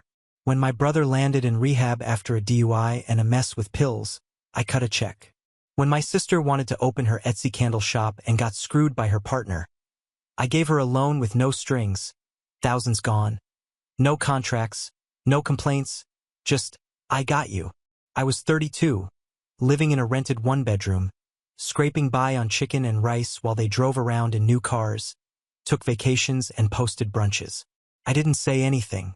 I told myself they needed it more, that someday they'd remember. So, when my mom called in November and said, "This year we're keeping it small, just siblings and spouses," I actually felt a weird mix of disappointment and relief. I hadn't seen them much since summer anyway. The vibe had been weird for months. I chalked it up to stress, or maybe that I wasn't needed as much. I figured I'd just enjoy the break, spend Christmas reading, maybe get Chinese food, and stay off my phone.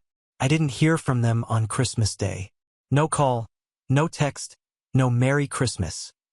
Just silence, which already felt like a punch. 2 days later, I got the card. Thick envelope, glossy print. One of those over-the-top holiday family postcards people with money send, except I was the reason they could afford to make it. I stood in my kitchen, thumbed it open, and there it was, "Merry Christmas from the Thompsons." A huge group photo, perfectly lit like a Hallmark ad. I counted 42 people, not just siblings and spouses. There was my cousin Rachel, who they always said was too toxic to be around. My uncle Stan, who hadn't shown up for a holiday in 10 years. My brother's girlfriend, not wife, holding a glass of champagne next to my mother. My sister's friend from college, who I didn't even think lived in the state anymore. And right in the middle, front and center, was Jen, my ex. We'd been together for years. We broke up after she said she couldn't deal with my family drama anymore, that I let them drain me dry. She wasn't wrong, but it still gutted me when she left. And now here she was laughing, smiling, holding a plate of my mom's green bean casserole in the living room of the house I saved from foreclosure. In front of the fireplace I rebuilt by hand one summer when the hearth cracked, with money I didn't have. No call, no invite, not even a fake, Wish you could have made it. They hadn't forgotten. They planned it this way. I just stood there for maybe 10 minutes. Not angry, not sad, just hollow. Then something shifted. I walked to my laptop, opened the travel portal, and froze the vacation card I'd been managing for them. They had a trip booked to Aruba in March, all on points I earned and transferred. Gone. Then I logged into the grocery delivery app, canceled their weekly order, and deleted the payment method. I opened the smart home app and disconnected their Wi-Fi, thermostat, and security cameras. All under my account. By morning, the group chat lit up. My sister texted me first. Did you seriously shut down the whole house? I didn't respond. Let them sit in that cold, dark house they threw their party in. Let them chew dry spaghetti and stare at walls. Let them see what life's like without me. Because I'd finally realized something that should have been obvious a long time ago. They don't respect you when you always say, yes. They only notice you when you disappear. And I was just getting started. I didn't reply to my sister's text. I left it on read. She followed up with a few more. A question mark. WTF is going on? And eventually, a long paragraph about how irresponsible it was to cut the internet when Dad works from home now. I knew he didn't. He was consulting, which meant scrolling Facebook and playing online poker from the couch. By noon, my mom called. I didn't answer. She left a voicemail. Her voice doing that fake calm thing she uses when she's furious but wants to seem reasonable.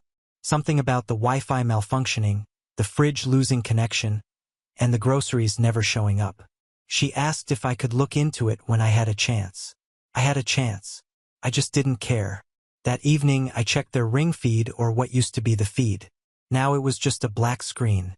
I imagined them flicking light switches, rebooting the router, and wondering why their Echo kept saying she couldn't connect. My brother probably thought it was a neighborhood outage. My mom would have blamed Comcast. But someone would figure it out eventually, and they did. By the second night, my brother texted, "You're being a dick." That one I did reply to. Takes one to know one. He called immediately. I let it ring. Then he texted again, a paragraph this time, accusing me of nuking the family over nothing and acting like a psycho over a party. Over nothing. I screenshotted the group photo and sent it back. He left me on read. The next morning, they were desperate. My sister called crying, or trying to sound like it, saying they hadn't been able to place a food order. The thermostat wasn't working. The house was freezing. The TV wouldn't load anything. That was the moment I knew none of them had ever even looked at the systems I built for them. They just used them like they used me. By day 3, the tone shifted. No more guilt trips, no more blame. Now it was apology mode. My mom texted, "I think we need to talk, please." Then a follow-up, "We never meant to hurt you." She didn't say they were sorry, just that they hadn't meant to hurt me, which is a classic trick. Shifting it back onto my feelings. Like the problem wasn't what they did, but how I took it. They didn't understand this wasn't about the Wi-Fi or the groceries or the Aruba trip I just canceled and rebooked for myself. It was about years of being useful instead of valued. I decided to do one last thing. The smart lock was still on my account, so I changed the passcode. 10 minutes later, I got a call, my dad. I didn't pick up, but I watched on the app as he stood outside the front door in a bathrobe, jabbing numbers into the keypad. Wrong code. Wrong code. Wrong code. Then he tried to call again. This time I answered and said one word. No. I hung up. They'd have to figure out how to reset the system without me. It was never about revenge at first, but now that I'd gotten a taste of how quiet life could be without carrying them on my back, I wasn't sure I wanted to go back. And I hadn't even opened the safe yet. I knew I'd eventually go back to the house. Not for them, not to talk or explain or forgive, but for myself, for closure, for the last pieces I'd left behind in that place I once considered home. They hadn't changed the code on the front door. I'm not sure if it was arrogance or forgetfulness, but I punched in the same 6 digits and stepped into silence. It was strange being there without anyone around. No music, no smell of food. The heat was still off. The place felt like a museum, frozen in time but stripped of life. I went straight to the closet in what used to be my bedroom. Most of my things were gone, but the safe was still there, shoved behind a stack of old board games and boxes labeled Christmas decor. It was the kind of safe you get at Office Depot. Nothing fancy, but it held everything. I hadn't opened it in almost 2 years. Inside were my personal papers, my birth certificate, passport, and car title. But also, carefully organized in folders, were receipts. Dozens and dozens. Printouts from my bank. Venmo transfers. Emails from my dad asking for a quick boost to get through the month. Texts from my sister begging for just a little help covering the down payment on the candle shop lease. One of the folders was thicker than the others. Inside were copies of every mortgage payment I'd made since 2019. I'd highlighted them and dated them. There were even a few old statements showing how far behind they were before I stepped in. It wasn't charity. It was me trying to hold things together. I wasn't sure why I kept it all. Maybe I was waiting for someone to forget. Maybe part of me always knew they would. Then I saw something that didn't belong. A new envelope tucked in the back. My name was written across the front in my mother's handwriting. I opened it. Inside was a document, a legal one. A property transfer form, notarized, dated, and filed. They had removed my name from the house deed. It happened last August, right after I paid their overdue property taxes to stop the county from putting it up for auction. 2 weeks after that, they had a lawyer file paperwork to take me off the title. No call, no conversation, no warning. Just gone. Like I'd never existed. The document listed my father and mother as sole owners. I was never even copied. It hit me harder than the Christmas photo, harder than seeing my ex on their couch. Because this wasn't just about exclusion. This was betrayal, coordinated, deliberate. They waited until I saved them, then erased me. I sat there for a long time on the bedroom floor, the folder in my lap. I wasn't angry. I wasn't even shocked anymore. I was past that. I was calm. I left the safe open and walked out of the house with the documents I needed. I drove back to my apartment and called a lawyer. Someone I knew through a teacher friend who'd gone through a bad divorce. He was blunt, sharp, and had no patience for games. I explained everything. Sent the scanned receipts, the texts, the bank transfers, and finally the deed transfer. He didn't hesitate. You've got enough here to bury them. At minimum, you can freeze their assets, possibly claw back part of the house. At the very least, they'll spend the next year explaining this to a judge. We filed the paperwork 2 days later. By Friday morning, they got served. My mom was the first to call 3 times in a row. I didn't answer. Then a text, "Peter, we need to talk. Please. I don't know what's happening, but something came in the mail." I ignored it. My dad emailed me for the first time in years. It just said, "What are you doing?" No question mark, like he couldn't believe I had the nerve. I didn't respond. My sister left a voicemail. She said they'd made a mistake, that it wasn't meant like that, and that this could ruin everything. It wasn't a mistake. It was a decision. And now they were facing the price. They used to say I was the glue that held the family together. Maybe that was true, but glue only works when people actually want to stick around. Now they'd have to learn how it feels when everything falls apart without me holding it in place. They say blood is thicker than water, but they never finish the quote. It's actually, the blood of the covenant is thicker than the water of the womb. I used to ignore crap like that. Now it felt like the only true thing left. By the second week after the paperwork was filed, their world started to shift. My lawyer was fast and efficient. He put a temporary hold on the house's equity, meaning they couldn't refinance, borrow against it, or sell it without a review of ownership. That triggered an audit of the property records and the timeline of how the transfer happened.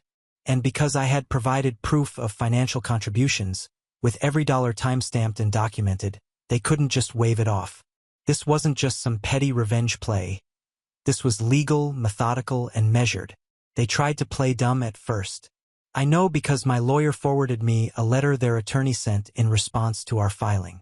It was full of carefully vague language like miscommunication within the family and Peter's misunderstanding of his role in the household finances. They really thought I'd just roll over once a real firm got involved. Wrong. I've been quiet for years. Took the hits, paid the bills, ate the insults. They took that for weakness, Now they were seeing the other side of silence. By the third week, my brother called. First time in nearly 6 months. He left a voice message. "Okay, man, this is out of control. You're blowing up the family over something that could have been fixed with a conversation." There was that word again, conversation. Like I was the one who ghosted them. Like I was the one who left them out of the Christmas photo. Like I was the one who stole a house out from under someone who saved it. Nope. My sister sent me a voice note next. I didn't open it. I just deleted it. The only thing I did read was an email from my mom. It started with, "We're sorry." Then, "But if you continue with this, we'll lose everything." I read that twice. Not "we're sorry for what we did." Not "we were wrong." Just "we'll lose everything." They didn't understand. They still thought this was about stuff, about the house, about money. It wasn't. It was about how they saw me as a utility, not a person. A line item on a spreadsheet. A faucet they could turn on when things got bad and ignore when things were good. So, I responded to my mom's email with one line. "I lost everything to keep you comfortable. Now it's your turn." After that, the tone changed completely. Their lawyer tried to negotiate, offered a partial equity share, a cash settlement, and said maybe we could reach an amicable conclusion. My lawyer asked if I wanted to settle. I said no. I wanted it to go to court. I wanted the depositions. I wanted my mom and dad to sit under oath and explain to a judge how they quietly cut their own son out of a house he paid for.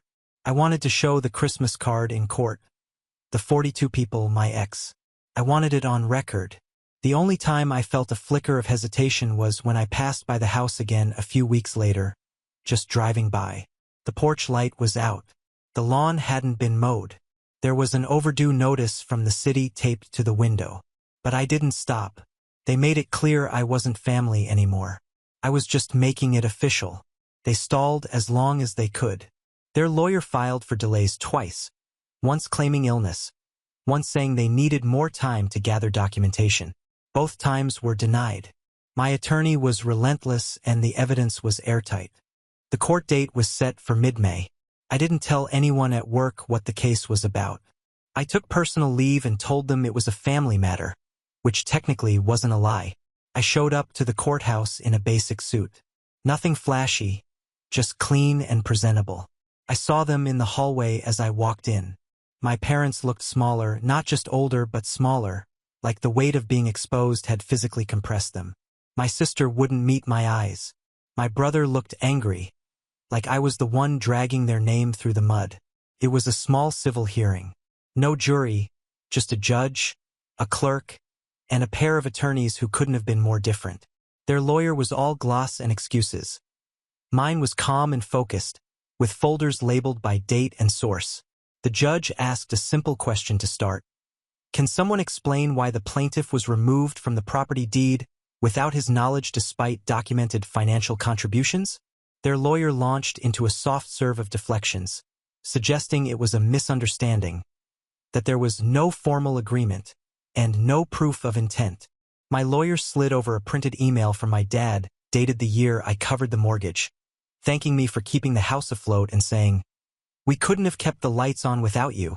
Then came the spreadsheet. Every payment, every deposit, every note I'd made, even the Venmo messages. We submitted the Christmas card to 42 people, none of them me. I watched my parents squirm as the judge read through it all. Then came the best part. I had an audio clip. I'd almost forgotten about it, but my phone had auto-recorded a conversation from 2 years back. My mom had called to ask if I could cover the roof repair. On the call, she said, "I know it's your house as much as ours now. That's why I'm asking you." My lawyer played that 15-second clip in full. The judge looked at them and said, "So, the defendant verbally acknowledged shared ownership in exchange for financial support." They didn't answer. They just sat there, faces like wet paper. By the end of the hearing, it was clear. The judge ruled in my favor. Not full ownership, I hadn't asked for that. Just a 50% stake in the property and financial restitution for unlawful exclusion and misrepresentation in a private financial agreement. That meant they couldn't sell, refinance, or change anything about the house without my consent. and they owed me just over $87,000.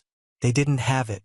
The house would either go on the market or I'd start collecting payments with interest until it was settled. If they defaulted, I could file for a lien. When the judge adjourned, I didn't look at them. I walked out, breathing the cold air like it was the first real inhale I'd taken in years. No victory speech, no satisfaction text. Just the sound of my car door closing and the drive back to a quiet apartment I actually liked living in. That night, I finally listened to the voicemail my mom left before the court date. She said she still loved me.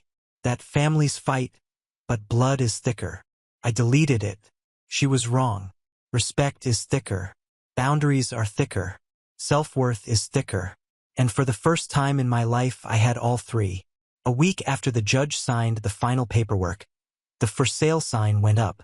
My parents didn't call to tell me. They didn't need to. I got a Zillow alert.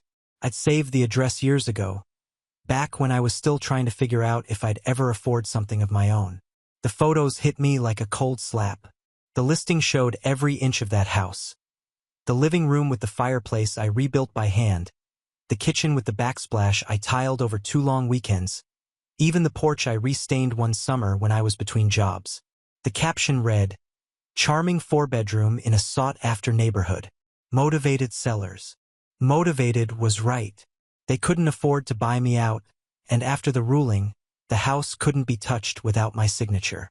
No refinance, no loans, no remodels, just a legal deadlock until one side blinked. They blinked. I didn't say a word. I didn't reply to my mom's 3rd email. I didn't acknowledge the text my dad sent that just said, "We're moving. Hope you're happy." No question mark, just like before. I was not joyful happy. Not smug happy, just calm, free happy, in the way a person feels when they stop carrying something that was quietly crushing them. The house sold in less than 3 weeks. Hot market, big yard, great school district. They got a decent price. After fees and their half of the debt, I walked away with $112,000.